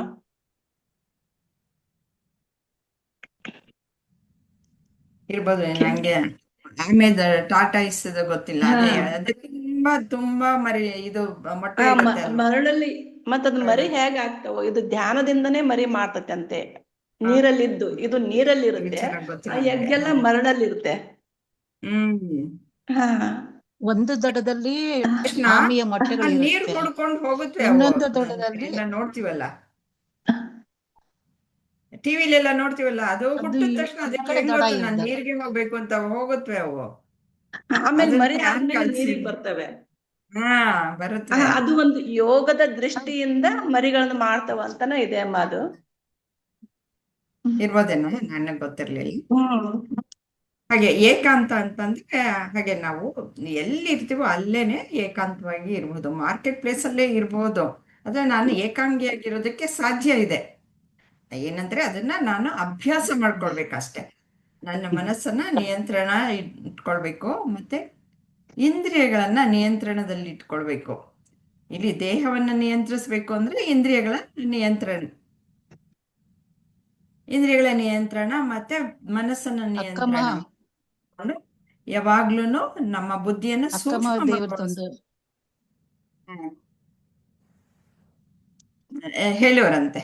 ಹೇಳೋರಂತೆ ಆ ರೀತಿಯಲ್ಲಿ. ಮತ್ತೆ ಇಲ್ಲಿ ಏನೋ ನಿರಾಶೀರ್ ಅಂತ ಬಂದಿದೆ ಅಲ್ವಾ. ನಿರಾಶೀರ್ ಅಂತಂದ್ರೆ ನಮ್ಗೆ ಈ ಆಸೆಗಳು ಅಂದ್ರೆ ಬಯಕೆಗಳನ್ನ ಬಿಡಿ ಅಂತ ಬಿಟ್ಟು ಬಯಕೆಗಳನ್ನು ಬಿಡ್ಬೇಕು. ಅಪರಿಗ್ರಹ ಅಂತಂದ್ರೆ ನಮ್ಗೆ ಅಗತ್ಯವಿರೋದಕ್ಕಿಂತ ಹೆಚ್ಚಿನದನ್ನ ಸಂಗ್ರಹ ಮಾಡಿ ಇಟ್ಕೊಂಡ್ಬಿಡ್ತೀವಿ. ಅದು ತಪ್ಪು. ಆ ಹೆಚ್ಚಾಗಿ ಸಂಗ್ರಹವನ್ನ ಮಾಡಿದ್ದು ನಾವೇ ನಿಜವಾಗ್ಲೂ ಬಳಸಕ್ಕಾಗುತ್ತೋ ಇಲ್ವೋ ಗೊತ್ತಿಲ್ಲ. ಅಂಥದ್ದು ಇದು ನ್ಯಾಚುರಲ್ ರಿಸೋರ್ಸಸ್ ಏನಿರುತ್ತೆ ಅವುಗಳನ್ನ ಹಾಳು ಮಾಡಬಾರ್ದು ಅನ್ನೋದನ್ನ ಹೇಳೋದಕ್ಕೋಸ್ಕರ ಅಪರಿಗ್ರಹ ಅಂತ ಹೇಳ್ತಾರೆ. ಅದು ದುರಾಸೆ. ನಮ್ಗೆ ಅಗತ್ಯ ಇರೋದಕ್ಕಿಂತ ಹೆಚ್ಚಾಗಿ ಸಂಗ್ರಹವನ್ನ ಮಾಡಿಟ್ಕೊಂಡ್ರೆ ಅದು ಮುಂದೆ ನಾವು ನಿಜವಾಗ್ಲೂ ಅನುಭವಿಸೋಕ್ಕಾಗುತ್ತೋ ಇಲ್ವೋ ಗೊತ್ತಿಲ್ಲ. ನಮ್ಮ ಮಕ್ಳು ಮರಿನೂ ಅಷ್ಟೇ, ಅನುಭವಿಸೋಕ್ಕಾಗುತ್ತೋ ಇಲ್ವೋ ಗೊತ್ತಿಲ್ಲ. ಆದ್ರೆ ನಾವು ತುಂಬಿಸಿ ಇಟ್ಕೊಂಡ್ಬಿಡ್ತೀವಿ. ಅದು ಯಾವುದೋ ರೀತಿಯಲ್ಲಿ ಹಾಳಾಗ್ಲೂಬಹುದು. ಆದ್ರೆ ನಮ್ಮ ಮಕ್ಳು ಮರಿಗೆ ಏನ್ ಕಲಿಸ್ಬೇಕು, ಅವರನ್ನ ಹೇಗ್ ಹುಟ್ಟಿಸ್ಕೊಳ್ಬೇಕು ಅನ್ನೋದನ್ನ ಕಲಿಸ್ಕೊಡ್ಬೇಕು. ಅದು ಶಾಶ್ವತವಾಗಿ ಇರುವಂತಹದ್ದು. ಅದು ಶಾಶ್ವತ. ಅದು ಯಜ್ಞ ಅನ್ನೋದು ಹಾಗೆ. ಸುಮ್ಮನೆ ನಾನು ಒಂದ್ ಸ್ವಲ್ಪ ಸಂಪಾದನೆ ಮಾಡ್ಬಿಟ್ಟು ಮಕ್ಳಿಗೆ ಕೊಟ್ಬಿಟ್ರೆ ಅವಕ್ ಅದನ್ನ ಇಟ್ಕೊಳಕ್ಕೂ ಬರ್ದೇ ಇದ್ರೆ ಅವಾಗೇನು ಪ್ರಯೋಜನ? ಹಾಗೆ ನಮ್ಗೆ ಅಗತ್ಯಕ್ಕಿಂತ ಹೆಚ್ಚಿನದನ್ನ ಕೂಡಿಟ್ಕೊಳ್ಳೋದು ತಪ್ಪು. ಭೋಗಕ್ಕಾಗಿ ಫಲದ ಅಪೇಕ್ಷೆ ಅವನ್ನೆಲ್ಲ ಬಿಟ್ಟು ಹಾಕ್ಬಿಡ್ಬೇಕು. ಧ್ಯಾನದಲ್ಲಿ ಕೂತ್ಕೊಳ್ಬೇಕು ಅಂದ್ರೆ ಮನಸ್ಸನ್ನ ಒಂದ್ ಕಡೆ ಇಟ್ಕೊಂಡು ಪರಮಾತ್ಮನಲ್ಲಿ ಅದನ್ನ ನೆಲೆಗೊಳಿಸ್ಬೇಕು. ಆ ರೀತಿಯಲ್ಲಿ ಧ್ಯಾನ ಮಾಡ್ಬೇಕು. ಅಂದ್ರೆ ನಿಧಿಧ್ಯಾಸವನ್ನ ಇಲ್ಲಿ ಹೇಳ್ಕೊಡ್ತಾ ಇದ್ದಾರೆ. ನೀವು ಜ್ಞಾನ ಎಲ್ಲ ಕೊಟ್ಟಾಯ್ತು, ಆಗ್ಲೇನೆ ನೀನು ಆತ್ಮಸ್ವರೂಪಿ ಅಂತ ಹೇಳಿ ಆಯ್ತು. ನೀನ ಬೇರೆ ಅಲ್ಲ, ಪರಮಾತ್ಮ ಬೇರೆ ಅಲ್ಲ, ಪರಬ್ರಹ್ಮ ಬೇರೆ ಅಲ್ಲ, ಇಲ್ಲಿ ಇರೋದು ಬರೀ ಪರಬ್ರಹ್ಮ ಮಾತ್ರ ಅನ್ನೋದನ್ನ ಹೇಳಿ ಆಯ್ತು. ಅದನ್ನ ನಾವು ಮನದಾಳಕ್ಕೆ ಇಳಿಸ್ಕೊಳ್ಬೇಕಾಗಿದ್ರೆ ಈ ಧ್ಯಾನದ ಅಗತ್ಯ. ಈ ರೀತಿಯಲ್ಲಿ ವಿವರಣೆಯನ್ನ ಕೊಟ್ಟಿದ್ದಾರೆ. ಇಂದ್ರಮ್ಮ ಅವರು ಇವಾಗ ಹೇಳಿ ಅದೇನು ಹೇಳ್ಬೇಕು ಅಂತಿದ್ರೆ. ಅಕ್ಕ ಮಹಾದೇವಿ ಅಂದ್ರೆ ಇಲ್ಲ ಅದು ಒಂದು ವಚನ ಸ್ವಲ್ಪ ವಚನ ನೆನಪಾಯ್ತಷ್ಟೇ. ಸಂತೆಯೊಳಗೊಂದು ಮನೆಯ ಮಾಡಿ ಶಬ್ದಗಳಿಗೆ ಅಲ್ವಾ, ಅಡವಿ ಒಳಗೆ ವಚನ ಸಾಹಿತ್ಯ ಮನೆಯ ಮಾಡಿ ಮೃಗಗಳಿಗೆ ಅಂಜಿದ್ರು. ವಚನ ಸಾಹಿತ್ಯ ಬಹಳ ನಾವು ಎಲ್ಲೆಲ್ಲ ಮನೆಯಲ್ಲ ಇದ್ಕೊಂಡು ಸಮುದ್ರದ ತಡದಲ್ಲಿ ಮನೆಯ ಮಾಡಿ ನೆರೆ ತೊರೆಗಳಿಗೆ ಅಂಜಿದೊಡೆ ಎಂತಯ್ಯ ಅಂತ ಶಬ್ದಗಳು ಅಂಜಿದೊಡೆ ಎಂತ